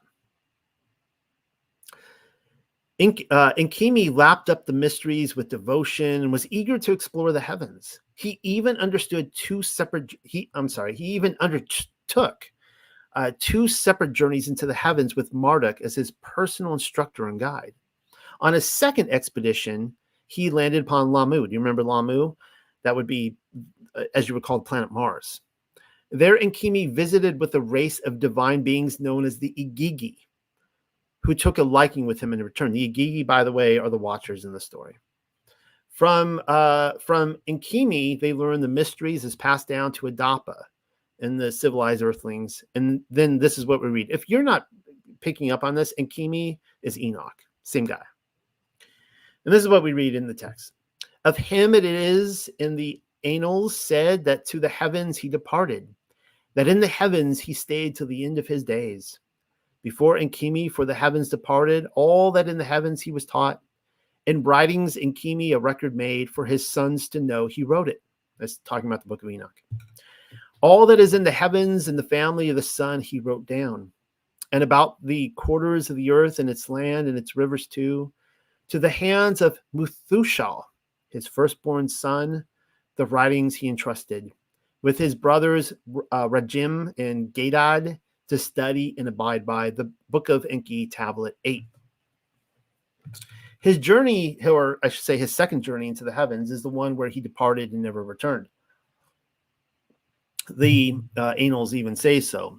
Wait, what annals?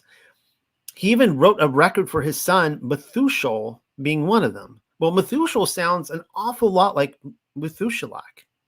And Methuselah, in case you were unaware, was the son of Enoch. Up until now, I didn't want to say anything. Well, I actually did tell you in advance, but I put a mask over him, curious if you'd pick up on the finely recognizable features of his chin and make the Enkimi Enoch connection. They're clearly the same person. The book of Enoch is being referenced, obviously.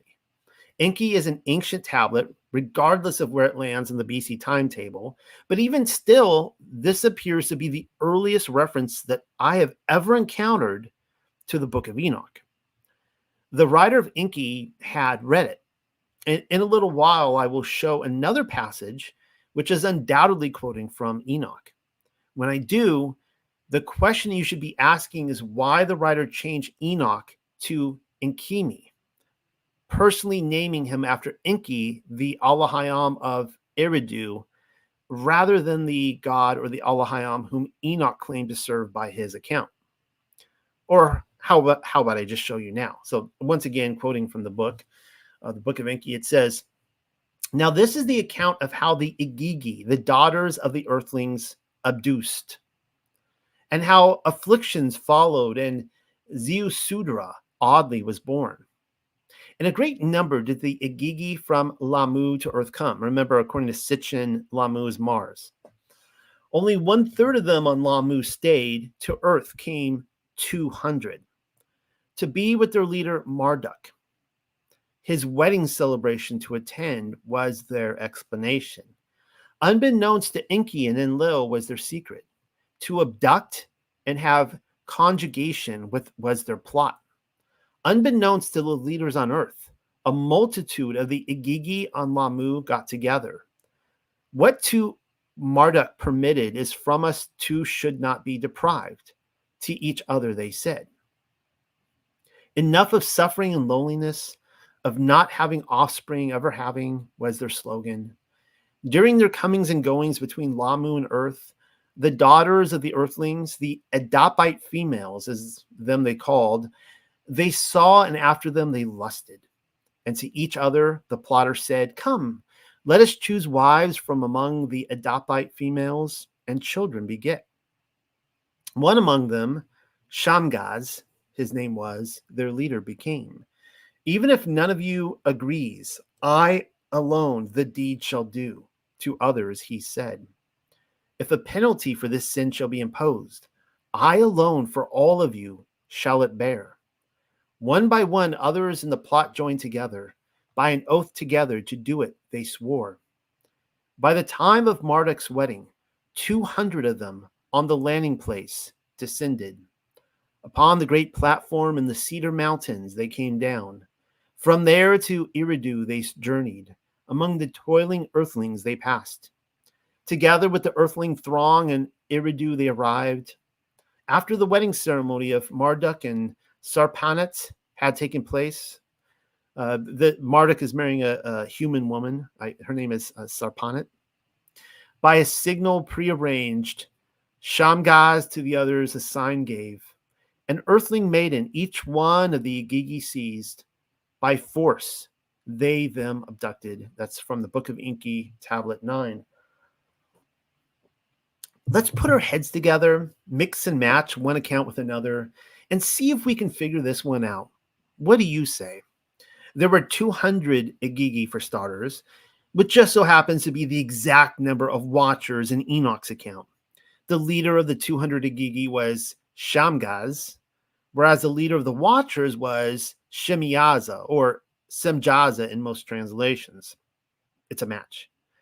The Cedar Mountains, which they landed upon, reminds us of Gilgamesh's quest for the cedar forest, a sacred tree to divine beings. The cedar forest was in Lebanon. To this day, it's quite literally on the flag of Lebanon, which in turn reminds us of the giant cedars of Lebanon. Mount Hermon just so happens to be in the Lebanon mountain range. Its summit straddles between Syria and Lebanon. And if I'm not mistaken, in this account as well as in Enoch, that's where the Igigi watchers came down. The added information in Enki is that the Igigi / watchers arrived for the purpose of attending Marduk's wedding. Whether they were sent invites to Lamu / Mars or they were wedding crashers, we are not told. Marduk was the son of Enki, and he went by other names like Bel or Baal, which translates to Lord or the Lord. Originally, he seems to have been an Alahayam of thunderstorms. By Alahayam, hopefully you understand him, that's the paleo for God. He was the god of thunderstorms. But then after conquering the monster of primeval chaos, Tiamat, he became Lord of the Alahayam of heaven and earth. Now, remember, Sitchin calls Tiamat the asteroid belt or whatever, wherever he's getting that from, but whatever. Among those who worshipped him, Baal, all nature, including humanity, suddenly owed its existence to him.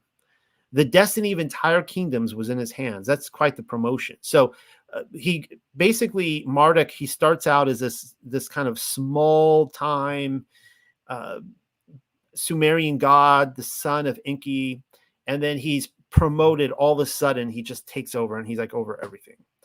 Assuming you've read my Leviathan paper or listened to the presentation, then you'll recall the connection between Baal and the mountain of Baal Zephon during the Exodus crossing.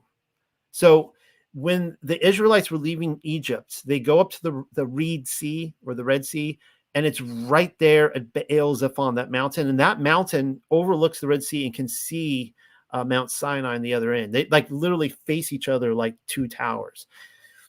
And that's what, of course, drove Pharaoh, because this was Baal. This was the Baal, right? This was his mountain. And that was a sign of weakness. And he was going to come in and take them out. And also, another breadcrumb trail can be found between Baal Zephon and the entity we know as Ha-Satan. Now, there's always going to be that smarty pants in the room that goes, well, Ha-Satan just means the deceiver. You guys know what I mean. The rabbit trail to the deceiver, the accuser, right? The serpent, the dragon. It's him. Same guy. Well, then in another paper and presentation I recently gave, Azazel and the Five Satans, which takes off in the book of Enoch, where it talks about that there's 5 Satans and Azazel is one of them. I not only showed this symbiotic relationship between Azazel and the Azazel goat, I showed without a question in my mind that Azazel is the Ha-Satan. Let that sink in. And while it does, let me tell you about a poem known as Enuma Elish, which dates from the region of Nebuchadnezzar I in the whereabouts of 1119 through 1098 BC. The poem relates to Marduk's rise to such preeminence that he became the god of 50 names at that time, each one describing a deity or of a divine attribute. Was Azazel one of them? Azazel, I will remind you, was not accounted among the 200 watchers. He was already on the earth when the watchers arrived upon the summit of Mount Hermon, and he was welcoming them. And so I will ask, did Shemiyaza and the watchers, or contrarily, Shamgaz and the Igigi, attend the wedding of Azazel, of Baal? Assuming he is Marduk, that is, and I think he is. It was at the wedding where Shamgaz and his co-conspirators agreed to take Marduk's example in taking human women as their own. Marduk was marrying a human woman. Anton LaVey was into satanic weddings, but I think this one takes the icing on the cake. How do you suppose it went down? Was it anything like the wedding of Yaakov with Leah when the lights were out? And he ended up, he was thinking he was going to marry her sister Rachel. He ended up marrying Leah. Did the Judas priest tell the groom, "You can now kiss the bride," in which Shamgaz took that as his signal to rustle up a handful of bridesmaids? So many questions.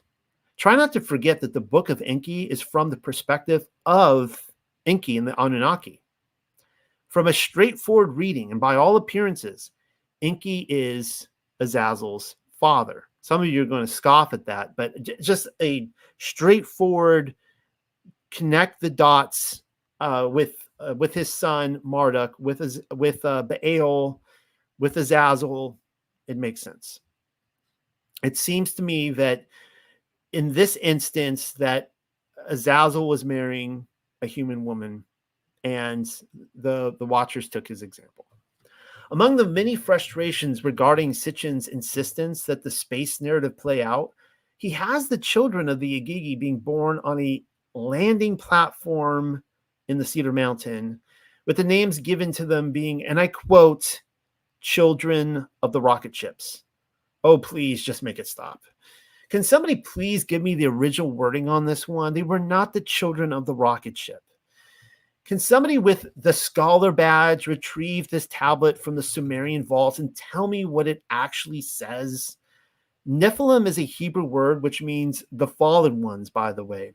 As in, did it hurt when you fell from heaven? Not seeing any space capsules in a statement like that one. But that's Sitchin's for you, always fantasizing about those astronaut women. So anyways, the Igigi gave birth to the children of the rocket ships, Angering and Lil, remember the half-brother of Enki. Most of the Igigi and their rocket ship children remained on the landing platform, though others did manage to venture out to the land of high mountains in the east. That would be a reference to the Himalayas. Enlil then instructed his son Ninurta to find the children of Cain, the beardless ones, also in the Far East, so as to instruct them in tools and music. Apparently, the Igigi were not the educators of heaven's mysteries, at least not in Sitchin's translation, as they were in Enoch. Now, if you're confused with what you're looking at right here, most of you are not. If you are regular viewers of my work, this is actually taken from the moon, in which we can find a map of the greater of our realm. You can see right there, this is all on the moon. You can see North, South America. You can see Australia. You can see Russia and China and India, and of course Europe, and it's all there. And there is Lemuria, or Mu, the lost continent. Among Ninurta's tasks was the building of a boat, which might allow the sons of Cain to sail towards a new domain beyond the seas. Your basic Native American origin story. Though I'm also thinking it could refer to the lost continent of Lemuria, which was most likely destroyed during the deluge. It might be your Atlantis story. It was there in the new domain that they discovered a bounty of gold. They also built a great city with the Texas Twin Towers, which I found kind of interesting, a feat which would later be replicated in New York City. Enki's narrative takes yet another familiar turn, complete with its typical twist of the lemon, when Enki asks Marduk to summon Lumak, son of Methushal, son of Enkimi, to Enlil. And of course, Lumak sounds an awful lot like Lamech, son of Methuselah, son of Enoch. In Lumak's absence, Enki stood on the rooftop and gazed down upon Lumak's wife, Batanash, while bathing. He took her into his bed and conceived a child with him, or I should say with her, I'm sorry, thereby mimicking the David and Bathsheba story. Lumak must have been absent for a great long while in his service to Marduk, because word eventually reached him that his wife had delivered a child. Upon returning home, Lumak was amazed and frightened to find a baby with skin as white as snow, hair the color of wool, and eyes as the skies, brilliant and shining, so very blue eyes. After hurrying to retrieve his father Methushal in the Eden, Lumak demanded to know who the father of his child might be. Without giving the identity of her rapist, Batanash simply responded that he did not derive from the Igigi, the Watchers, as was suspected. Why is this episode so familiar? For one, I covered this very mystery a few years back in the Birth of Noah, Man or Angel article or paper. At that time, I concluded that Noah was indeed an intercession from the heavens above, based upon the text at my disposal. Now, keep in mind that Enoch, the writings of Abraham, there's a few different books out there. They all talk about when Noah was born, he was white as snow, burning eyes, all this kind of stuff. I have now thrown my weight into the pre-existence camp. It's still incarnate, though. So I believe, well, that might be confusing some of you. I'm just going to move on.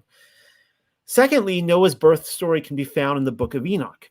The idea often put forward is that the closing chapters of Enoch originally derived from the lost book of Noah. And in that one, specifically chapter 105, so Enoch chapter 105, Lamech's wife became pregnant by him rather than somebody else. All right, so it wasn't a watcher that got her pregnant. It was literally her husband, Lamech. Noah was born as white as snow, and when he opened his eyes, the radiance of them filled the house. His father was rightfully disturbed. He ran to his father Methuselah, who then turned to Enoch in paradise for guidance. That is not the only account which speaks of Noah's birth, though. There is another one. It derives from the Dead Sea Scrolls in Qumran, and here's what it says. Then Bat Enosh, my wife, spoke harshly, and she cried and said, "Oh, my brother and Adon, remember my pleasure, the time of love." Gasping for breath, I will tell you everything truthfully. And then my heart began to ache when Bat Enosh realized my mood had changed. Then she withheld her anger and said to me, "Oh, my Adon and brother, remember my pleasure. I swear to you by the great Holy One, the King of the heavens, that this seed, pregnancy, and planting of fruit comes from you and not a stranger, not a watcher, or son of the heaven. Why is your expressing changed and your spirit saddened? I speak honestly to you." Then I, Lamech, went to my father Methuselah and told him everything so that he would know the truth, because he is well liked and he is in well with the holy ones, and they share everything with him. Methuselah went to Enoch to find the truth. He will. And he went to Parvaim, where Enoch lived. He said to Enoch, O my father and Adonai, to whom I tell you, do not be angry because I came here to you, fear before you, and it goes on. That comes from Tales of the Patriarch, column 2. So the writer refers to Lumach's wife as Bat-Enosh, whereas here in the Dead Sea Scrolls, she is Bat-Enosh. From what I can tell, she is never given a name in Enoch. You got to love those Qumran scrolls. In Hebrew, Bat-Enosh means daughter of Enosh. Enosh was the first son of Seth. Adam was her grandfather. We have a match. The defining difference with this text in the Sumerian version is that Bat-Enosh assures Lamech that the child's father is neither a watcher nor a son of heaven. The Anunnaki may not be the Agigi watchers. They can, however, perhaps be classified as a son of heaven. Not only that, Bat-Enosh reminds her husband that he was indeed there for the child's conception, as he is told to recollect her moment of pleasure when she was gasping for breath. A little itty-bitty detail which Enki conveniently leaves out. Now, I want to just quickly point out that I was really excited to read this portion in the book of Enki because it is the only other book I have ever read which backs up Tales of the Patriarch that I can find where the mother of Noah is named Bat-Enosh or Bat-Enosh. It's a match. So you have these two ancient documents that correspond with each other, at least on this point, but from very different religious perspectives. Up until now, every Sunday school character is given a similar name to their Sumerian counterparts: Adapa, Cain, Abel, Sati, Enos, Methushal, Enkimi, Lumach, Bat-Enosh. But then, did I mention what Noah's name was in this story? I may have skipped that part. According to Enki, it is Zeusudra, sounding nothing at all like Noah. Why the name swap now? I was at least half expecting Utnapishtim, the Noah character in Gilgamesh, to show face. He doesn't, though. Is Utna not the Sumerian version of Noah? Zeusudra reminds us of Zarathustra, and not by coincidence. Read Ham's Mystery Children. That's another paper that I've written. The cat is already out of the bag, and the Zarathustra of his story is Ham, as is Pan. As our narrator, Enki is giving an interesting confession, even if it's done by way of misdirection. He is saying that he raped Zeusudra's mother, making Zarathustra, the savior of humanity, his child. Well, Ham Zarathustra also just so happened to be a Cain, and Cain is the seed of the serpent. How any of this is possible can be summed up by Noah having two wives. Shem and Japheth were conceived through one, and Ham through Naamah, who she is a Cain. She comes from the line of Cain. That's why there's the two lines in Genesis. It's why Enki made the critical decision to make a swap. Ham was his boy. It was in the days of Zeusudra that plagues, and of course Zeusudra is Noah, but he's really Ham, but he's the Noah character. Anyways, it was in the days of Zeusudra that plagues and pestilences afflicted the earth. Aches, dizziness, chills, and fevers. The heat index created a drought which reached unprecedented levels. The earth shut its womb. The water did not rise. Vegetation failed to sprout. The seasons became as one. With Nibiru finally being observed in the heavens, even Lamu Mars shared a similar fate. Black spots were observed on the sun. From its face, flames shot out. The glacial ice sheets of the White Land lost their footing. Soon and very soon, waters would rise, sweeping away the earth in a great deluge. The Anunnaki fell into panic, abandoning the primitive workers as well as civilized man, and even their own children, returning to the heavens in hopes of saving their own skin. Enlil had decreed that all willing Anunnaki must depart for Nibiru, though no human wives were allowed to accompany them. By decree, the Igigi were to remain and told to climb the highest peaks in hope of escape.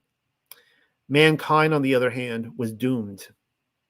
Isn't that interesting how the Igigi, the Watchers in the story, were not able to go back into space? They were sentenced to remain on the earth and be destroyed in the flood. Kind of interesting. The savior of humanity, as you've already guessed, would be Zeusudra. The way it went down is that Enki once again decided to go against the counsel of Enlil and warn his glowing son of the coming cataclysm, which actually kind of matches up with the Gilgamesh story. He told him to build a boat, though Sitchin insists it was a submarine. No joke. Nuclear powered, was it? The catch being that Zeusudra was to keep it a secret, his submarine, deceiving humanity rather than preaching repentance to them. I hope you caught that, because according to this book, he was told not to preach repentance to people. He was to hide it, and and he actually deceived them. And you'll see, because why would our Anunnaki overlords be remotely interested in holiness? Remember that time when Jonah told his Tarshish-bound shipmates that Yahweh would be appeased and the storm would cease if they threw him overboard? That's what Zeusudra the Wise was to tell the locals when asked. Even more messed up is the fact that he convinced them to help build his ship in a record 7 days so that he might sail away, thereby satisfying the wrath of the coming deluge. Where did they expect the water to come from exactly? So if you didn't catch that, the Noah of the story tells the locals, he's like, look, this great flood's going to come. It's going to kill everybody. But if you help me build this ship and allow me to sail away in it, you will all be spared. So he basically, it looks like he lies to them all and lets them all die so he can make the escape. Technically, the villagers constructed Zeussudra's boat in 6 days, like the creation account. On that 6th day, Enki's other son, Ninigol, lord of the great waters, and probably the Poseidon Neptune of the story, delivered to Zeusudra a box of cedar wood containing the life essences and life eggs of all living creatures, all of which had personally been collected by Enki and Ninmah. Remember, Ninmah is the scientist character.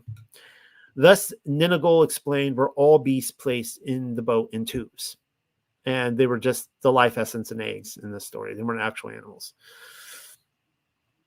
At Nibiru's passing, the white lens surface cracked like a broken eggshell, creating a tidal wave so immense that the entire sky became a wall of water. Why do I get the feeling that the windows in the Brachia opened up? But let's just stay focused with Zichin's story here. The wall of water even swallowed up Zeussudra's boat, submerging it like a submarine, though we are informed that not a single drop of water entered in. Everything on the ground was swept away. The Igigi may have made it to the mountaintops with their wives and their rocket ship children, but by the end of the day, even the highest heights were overwhelmed. There were no survivors. All the Igigi died, all their Nephilim children, or excuse me, their rocket ship children died as well, and their wives.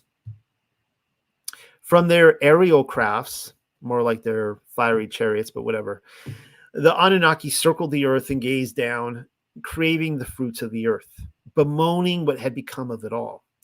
Ninmah cried out like a woman in travail, wailing inconsolably over the end of her creations. Inanna joined in, weeping for the civilized men who had returned to clay. For 7 consecutive days, the water from above mixed with the water below. But even still, the onslaught continued. The rains continued for another 40 days until finally Ninigol, son of Enki, directed the boat towards the mountains of Arata. Basically Ararat, right? Seeking vegetation, Zeusudra released a swallow and a raven, both of which returned empty-handed. But then a dove returned with a twig from a tree, and Zeusudra knew it was time to let his family off. After building an altar of unhewn stone with the help of his sons, Zeusudra sacrificed an unblemished lamb. Enlil, learning of Zeussudra's survival and Enki's secret plan to save them after descending to the earth as a whirlwind, repented of wanting to destroy mankind. So again, remember, Enki, he secretly saves this family on this boat.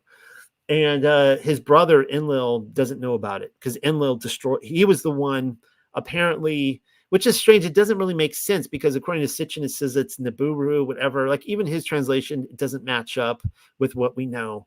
But anyways, Enlil apparently wanted to destroy the world with a flood. He repents of it afterwards after seeing that the Noah character and his family survived the flood. So, correction. The Anunnaki were also the watchers we read about in Enoch and Daniel.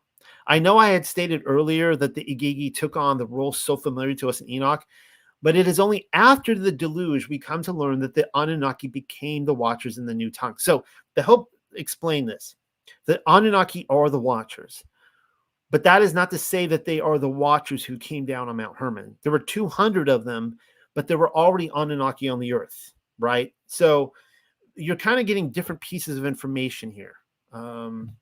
And you'll see why I think this makes total sense. They were all Anunnaki, they were all watchers, but they were different. The 200 is specifically referring to those who did that evil act. In fact, after the earth was divided into 3 divisions, which this book says 3 divisions, the former land of Eden, now buried under the mud, was sprung as the first division, whereby it was now called Ki Ingi, meaning land of the lofty watchers. Many of the Anunnaki, now taking on the Watcher moniker, resettled in the land once called Eden, though others disbanded with the civilized men. They were, after all, created as worker bees. And what is the fun in being a taskmaster if there is no one to lord over?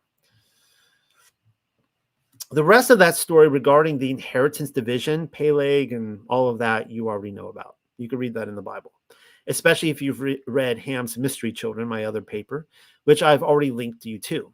In that one, as well as this account, you might say there was a symbiotic relationship between the sons of Noah, Zeusudra, and the Anunnaki of old. Men began taking on roles of the Anunnaki, becoming avatars upon the earth, while the god or the Alahayam / Anunnaki remained secluded in their mountain chateaus, gazing down upon the daily actions of civilized man, writing decrees, sending out messengers, like the distant watchers they had become. So you can see that their roles had changed before and after the deluge. The deluge was a type of judgment event on them where they could no longer do what they once had. Meaning, I believe before the flood, they were literally sitting on thrones. Afterwards, they were up in the heavens. They had to have men do it for them. You will also recall that I researched that one, Ham's Mystery Children, as a spin-off of The Many Lives of Nimrod, in which I came upon the startling discovery that there were 3, as many as 4 successive Nimrods, according to the historians, each of which were married to their mother. Yeah, lovely thought. It fits perfectly with the 7,000-year timeline, by the way. According to the histories at my disposal, the first 3 Nimrods were at various times known as Nimroth the Giant, Belus, his successor, and Ninus, the first king of Assyria. Nimroth was the unifying king who built the Tower of Babel, whereas Ninus, his grandson, was king when Abraham was born. And they were all called by the biblical writers Nimrod. And that's just my opinion, but it also matches up with actual historians, ancient historians who said the same thing. My thesis is that Esau, Yaakov's twin brother, killed the 4th and final Nimrod, whom we know as Tammuz. Why is that important? Well, it relates to the book of Enki. And give me a second and I'll explain. As Enki tells it, the first post-Diluvian city was Kishi, and its king was Ninurta, sounding very much like another variation of Ninus. Laws of justice and righteous behavior were first put down in Kishi, probably by Ninurta, and may in fact be a reference to the code of Hammurabi. Fun fact, Hammurabi was the 6th king of Babylon officially, living a couple of centuries after Abraham, even by the official narrative, which is strange since Sarah, his wife, appears to have invoked the code of Hammurabi when it came time to remove Hagar, Pharaoh's daughter, from their camp, and Yishmael from their camp as well, Hagar's son. Are the timelines not matching up, or was there an earlier law of conduct put down before Hammurabi? See what I'm saying? Well, anyways, Ninurta was the Nimrod character of Enki's tale. As a mighty warrior, he even had the archer constellation assigned in his honor. That would be Hercules or Orion, whatever. Actually, no, it might not be Orion. Whatever. Scratch that. I'm live. I went off the cuff. Now, probably wrong about that one. I can't wave my hand like the Men in Black and make you forget that. So the Epic of Gilgamesh makes explicit mention of Ishtar and Tammuz. Enki goes with their classical Sumerian names, Dumuzi and Inanna. Remember, we talked about Inanna earlier, but they are the same couple. Inanna, you have already met. She would be Ishtar, the Phoenician Astarte, the Greek Aphrodite, and of course, Semiramis, as well as Lilith. A tangled police lineup, I know. Dumuzi was the youngest son of Enki and a shepherd just as Abel was. After realizing that Inanna had the hots for his youngest brother, Marduk became jealous of their love. Remember, Marduk is the Azazel in the story. Inanna, you will recall, was the granddaughter of Enlil, Enki's oldest brother. Enki had already attempted to usurp Enlil's authority. Marduk knew this. He thought that way. Little brother and the very powerful Nana could usurp his own power-hungry ambitions with a conjugal kiss. So Marduk wants to do them in because he doesn't want this alliance of Inanna and Dumuzi coming together, because it means that he may lose control. So it's kind of like the children of the Anunnaki are trying to claim control after the flood, because the original parent Anunnaki have all moved on. So it's why he killed Dumuzi, the Tammuz of the story, sending him to the underworld. Why would his soul and spirit be trapped on Earth, by the way, if he were in fact an astronaut? Is the unspoken rule one in which a person is internally trapped on the planet where he happens to expire? I don't know. This is Copernican rules, I guess. And if so, where does an astronaut go if he dies in space? How any of that makes sense in anything other than a flat, motionless, and enclosed cosmological model is beyond me. And another thing, Sitchin even notes the tower which Marduk built, hoping to reach the heavens. Yes, Marduk built it. That would be, again, Hasatan, right? He helps Nimrod build it. More usurping of Enlil, it seems. How does a construction project like that work on a wobbling, spinning globe exactly? Sitchin doesn't explain. If it is a portal, then what does height have to do with it? Did they not already have rocket launch sites and a mission control center? Why not just build another one? If not, were they planning to reach so high into the thermosphere that they'd use a trampoline or ladder to enter Nibiru's atmosphere on its next go-around 3,600 years later? Tell me. I want to know. Their aim was to conquer the realm of the Anunnaki, no. Seems like it would be in heaven, above the firmament. Enlil realized that they could do anything they set their minds to, and so frustrated, civilized man's one universal language, dividing it into many. So there's your confusion of tongues right there. Enlil's sons and grandsons were all in agreement. The tower must not stand. And so during the dead of night, the Anunnaki arrived in their sky ships from Nibiru, raining down fire and brimstones upon the tower and the whole encampment. It was total havoc. It's getting late, guys. It was total havoc. Marduk and the leader of the people were scattered. Interesting having Marduk kill Dumuzi, considering that Ham went about usurping thrones, as I've shown in my research. And even Nimrod and Ham, though related, attempted to usurp each other. They were at odds with each other.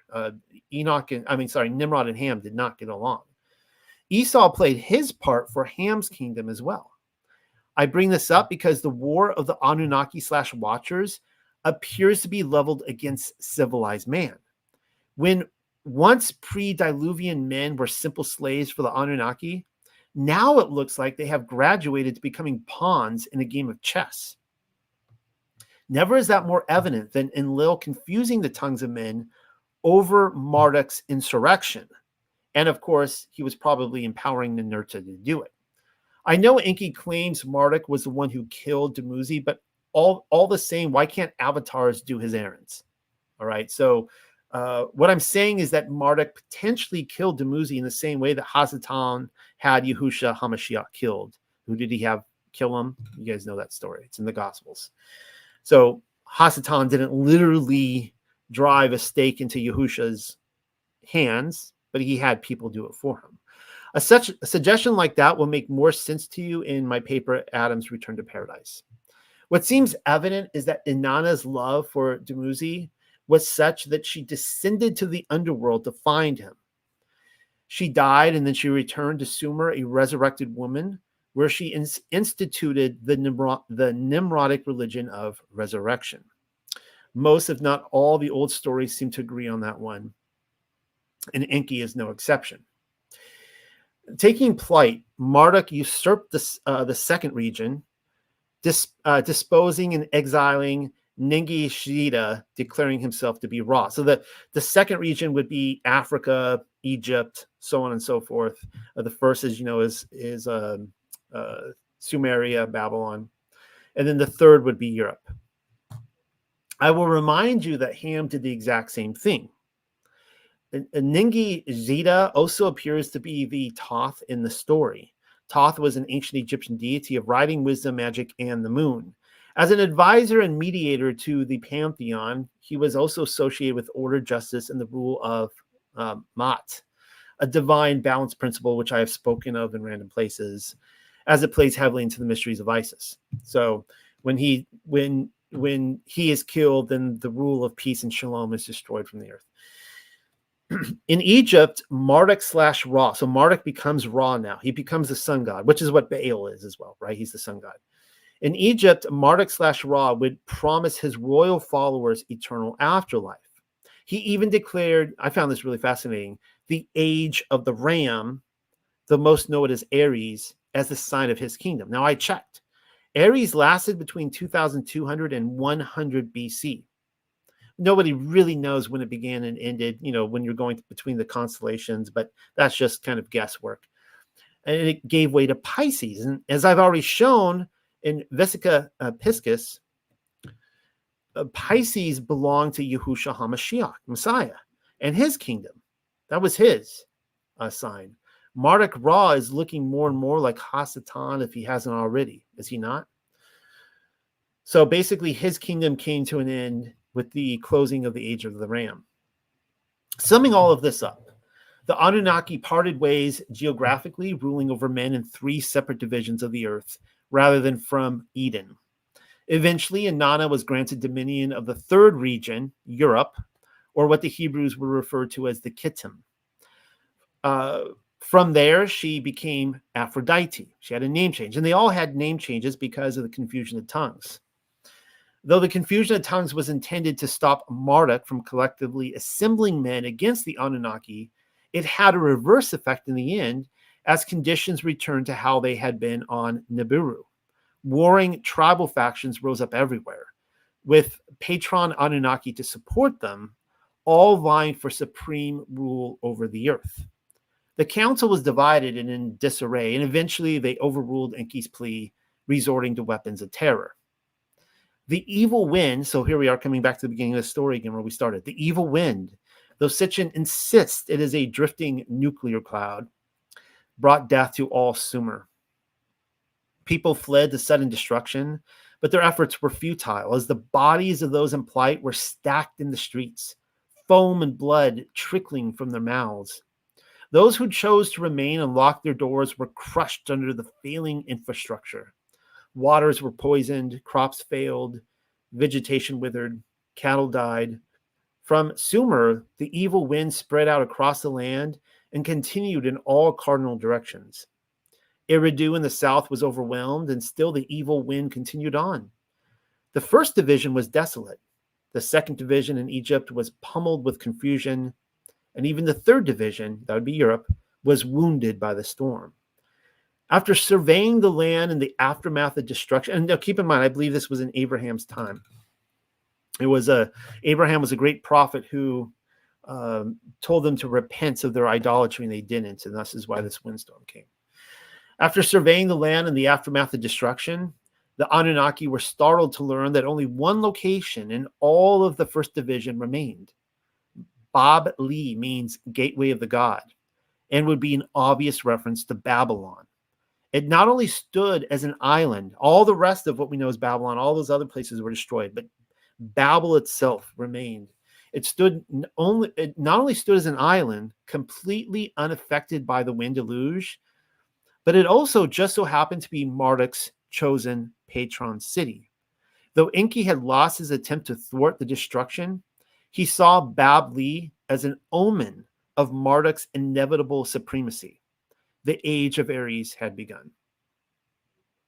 Even Enlil recognized the writing on the wall. Reflecting on the undone past with its various mutinies and destruction events, Enlil, son of Anu, departed with his son Ninurta for the land beyond the oceans, which is kind of interesting, leaving Enki alone to the thoughts of his heart. The end. So let me give you guys my concluding thoughts on this. And here's you can see a picture here of the some depictions of the Anunnaki with, I guess those are phalluses. I don't know what's going on with those things, but that's what it looks like to me. Ever notice how the Anunnaki are never seen wearing crowns?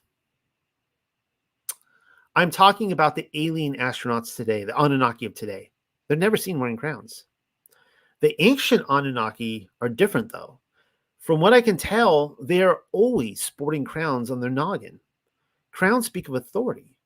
But then there is the apparent fact by those who observe them that our alien visitors today no longer wear crowns, telling us that authority has been stripped from them. Is this simply an age of Aries issue? No, it is not. You probably already know where my thoughts are going on that one. It has to do with the fact that the 70 Elohim, the 70 Elohim, the 70 shepherds, whatever you want to call them, as spoken about in the Bible, were judged during the age of Pisces, or at least I think at the conclusion of it. I've covered that in a few places, such as the resurrection of the 70 of the Rome. There's one link right there. The Watcher's Release, that was another one. And also the war of the sons of light against the sons of darkness. I gave that presentation about a month ago. That is to say, the Anunnaki may have been in control at one time or one epoch of his story, but that no longer appears to be the case. They've lost all their authority, which means they've been judged. For the remainder of this exercise, I will be showing you where there is truth to be found in the Anunnaki account, biblically speaking, and why we are not to brush it off like some silly fantasy as though we have just read a Berenstain Bears book. The truth is stranger than fiction. You know what's sad about this? I just realized that the edition I'm reading you is not the most recent one where I talk about giants, but whatever. They're giants too. They're the giants of war. Most of you are expecting me to say the ancient alien story is hogwash and baloney or some other unclean animal, hogwash or baloney, that the Anunnaki had no part in the creation of man and woman, that the government is gearing up for Project Bluebeam, and the coming Antichrist will be an Illuminati-sponsored alien or Anunnaki, here to tell us of man's creation at his hands.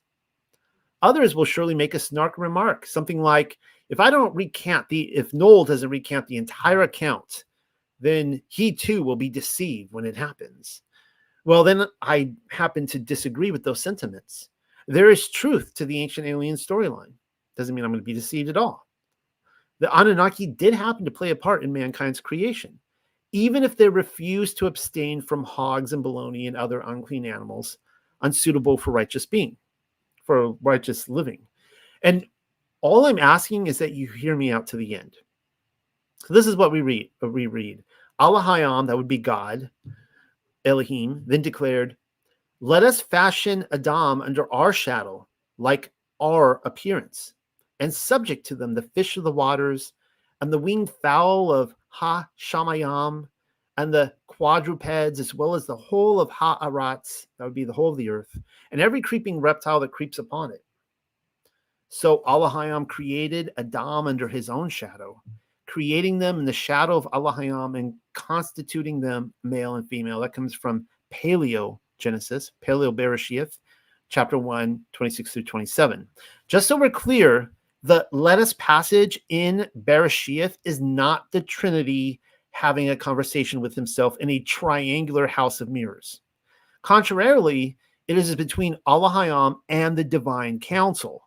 They are the Beni Elohim, the sons of God. Those would be the Anunnaki.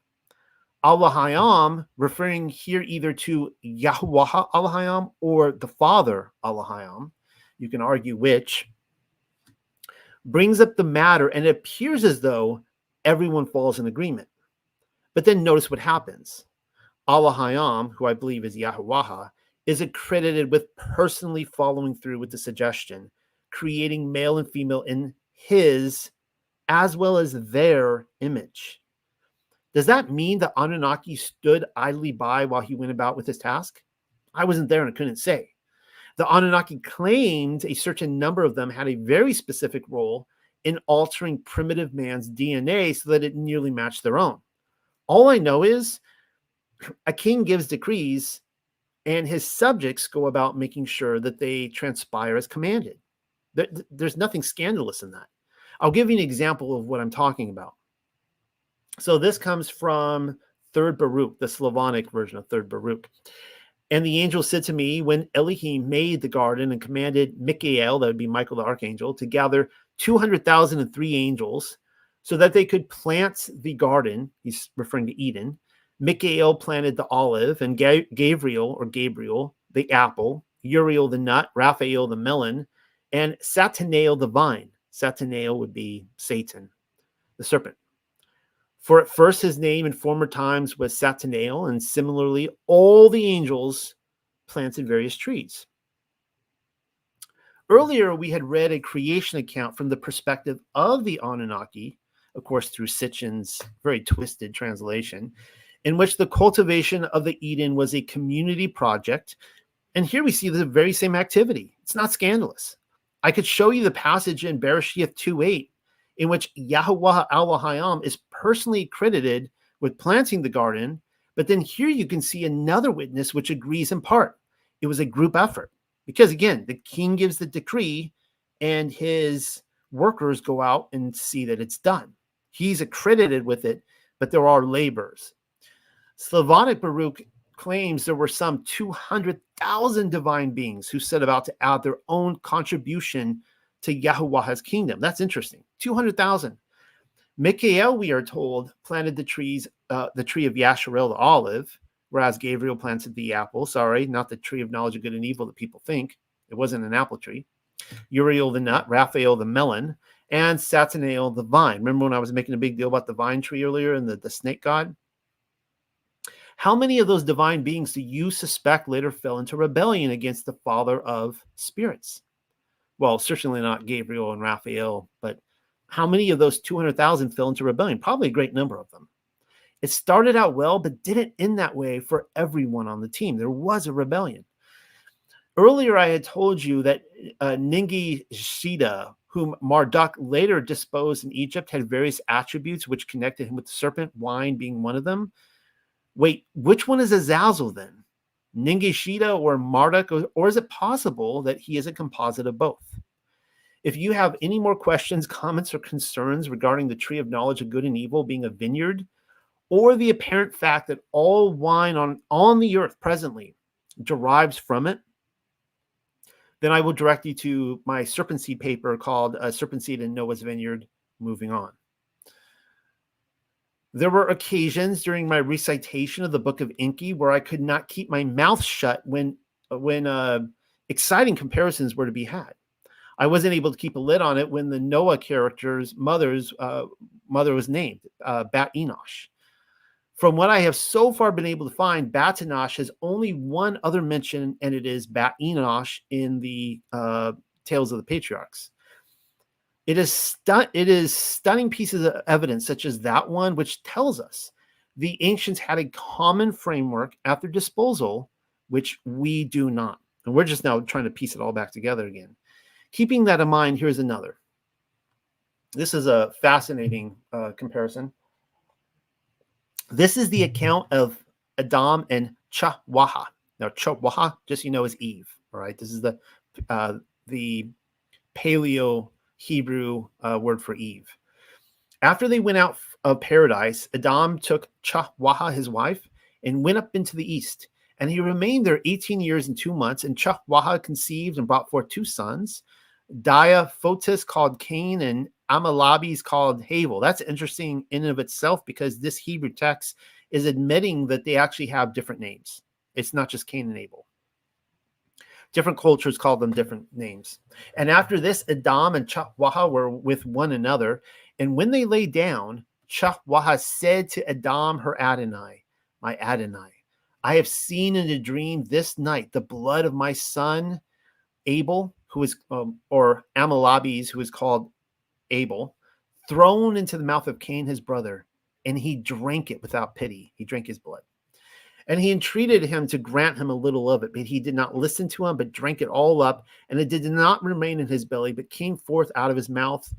This was all in her vision, her dream. And Adam said to Chahwah, let us arise and go see what has happened to them, lest perchance the enemy should be in any way warring against them. And having both gone, they found Abel killed by the hand of Cain, his brother. That comes from the revelation of Moshe. Remember when Titi had a dream that Cain would kill Abel? She woke Adapa up from his sleep to let him in on her premonition.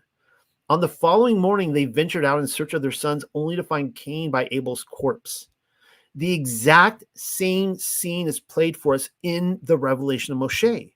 What are the odds? Who was looking over the shoulder of whom in the writing process? The more likely option is that the original sources can no longer be found. Many will read an account like Enki, throw up their arms and declare, oh my God, the Bible isn't true. Such a shame. It is responses like that which have me writing this commentary. Enki doesn't line up perfectly with the Bible, and I say, so what? The deluge, the Tower of Babel, and the Watcher's incursion are told to us in hundreds of cultures all over the world, none of which perfectly agree with the Bible, much less anyone else. Contrarily, it is the very fact that these stories are told which gives certifiable testimony to the historicity and the reliability of the Bible. If the Bible were the only storyteller to be telling you about the deluge, the Tower of Babel, the incursion, all that kind of stuff, the confusion of tongues, then one might have justification in claiming everything within the Bible is invented. But no, it's not. The worship of the serpent is practiced worldwide to this day, even amongst the governments of our world. And the Watcher's incursion is told in probably every ancient culture.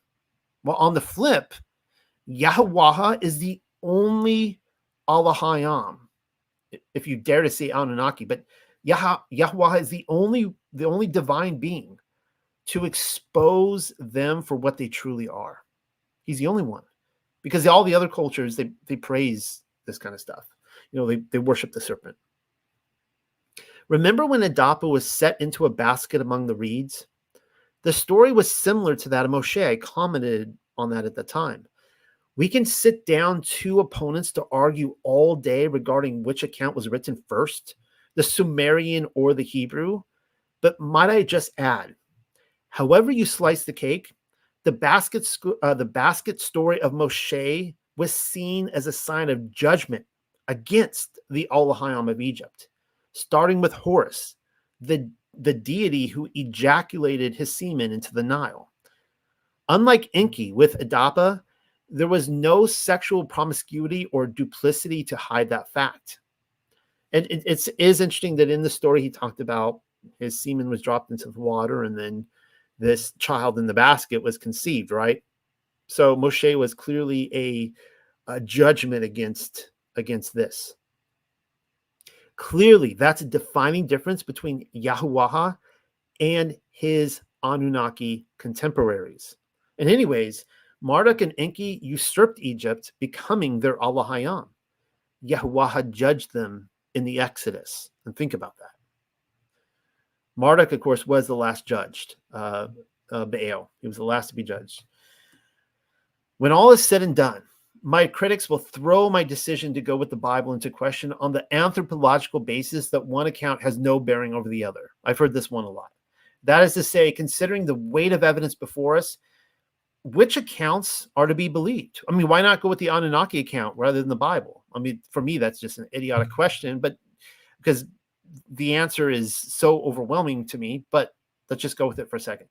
In the moment of decision, I will take Yahuwah's account any day of the week. And here is why. This comes from John 5:19. So Yahusha said to them, Yahusha is Jesus Christus or Jesus Christ. You could say Yeshua if you want, but so Yahusha said to them, Truly, truly, I say to you, the Son can do nothing on his own accord, but only what he sees the Father doing. For whatever the Father does, the Son does likewise. That's Yochanan or John 5:19. Yahusha did nothing of his own accord. Nothing he said, nothing he did was pronounced or practiced apart from what he'd heard, seen, observed, or learned from the Father of spirits, the Father of Ruachoth. Do show me where the Anunnaki applied the same lifestyle practice. They did not. They were constantly sneaking around each other, backstabbing, sleeping around, fudging the rules, often caught with their pants down, literally, or red-handed and in outright defiance of their father. The story of the Anunnaki cannot be told apart from the unblemished lamb. With the division of the 70 nations after Babel, Yahuwah Allahayam inherited Yasharel. And of course, I'm of the opinion that Yahuwah or Yahuwah or Yahweh was the son of Allahayam. He is the son of the Father. That means that he and Yahushua HaMashiach was the same person. While the Anunnaki were busily engaged with adultery, covetousness, murder, and the like, Yahuwah made a covenant with Abraham, which he himself promised to fulfill in the person of Yahushua HaMashiach. His mission was a success.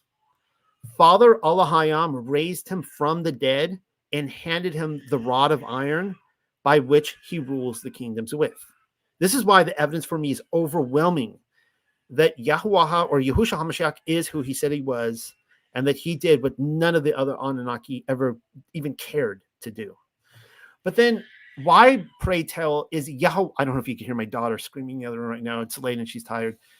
But then why, pray tell, is Yahuwah suspiciously absent from every known Sumerian tablet or text?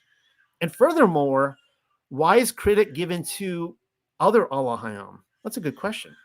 For some, a reading of the Anunnaki story may paint Enlil as his counterpart, though I don't believe that to be the case. In the late 19th and early 20th century, some scholars proposed that the Allahayam of Israel was none other than Ea Enki. You should know then that this theory has been entirely abandoned. Even the liberal scholars have almost unanimously agreed that Yahuwah is nowhere to be found in the Sumerian pantheon. He doesn't exist there. And in fact, aside from a passing reference or two in the later annals of Egypt, he is a unique Allahayam of Yasharel, to be found nowhere else on earth. Well, I happen to agree with that assessment. Yahuwah is nowhere to be found in Sumerian or Akkadian literature, and I'm fine with it. It wasn't always easy, but I've learned to accept that fact. And in fact, this entire process, writing and researching and writing this paper, has been therapeutic to say the least. What do you suppose will happen if and when any number of ancient aliens return to the earth, claiming us as their own? Will they even think to mention Yahuwah when taking all the credit for themselves? No, they won't. As fallen creatures given to their sensual impulses, pride has a habit of blinding thoughts and darkening vision, even of those once enlightened. Pathological liars have been doing it so long that there is a very good reason to conclude that they no longer know they are even doing it. Ego has a way of making the most egotistical narcissists believe they cannot possibly lose. And then there is the ugliness of entitlement. The Anunnaki are entitled as hell, wanting to steal all the glory from Yahuwah and take the credit. Do you understand? Yahuwah's absence has nothing to do with Abraham or Moshe's imagination or the figment of any later writer in history. If we are to believe that the Anunnaki were once a force to be reckoned with, then what of the kingdom of Mashiach spread out into all corners of the earth? Is that not testimony in and of itself? The Anunnaki is an age of Aries narrative told from Enki's perspective. Enki was the father of Baal. Need I remind you that neither of them were set apart or holy? Our Father's instructions in righteous living, as given in the Torah of Yahuwah, was not something they were interested in. For this reason, the Alahayim of Yasharel was outright snubbed by his contemporaries. It's an unwritten, though totally true rule. Has anything changed? Anyone who pursues the way of our Heavenly Father, the ancient path of Yahuwah and Yahushua HaMashiach, will be shunned by our spiritual controllers and all those who fall in allegiance with them.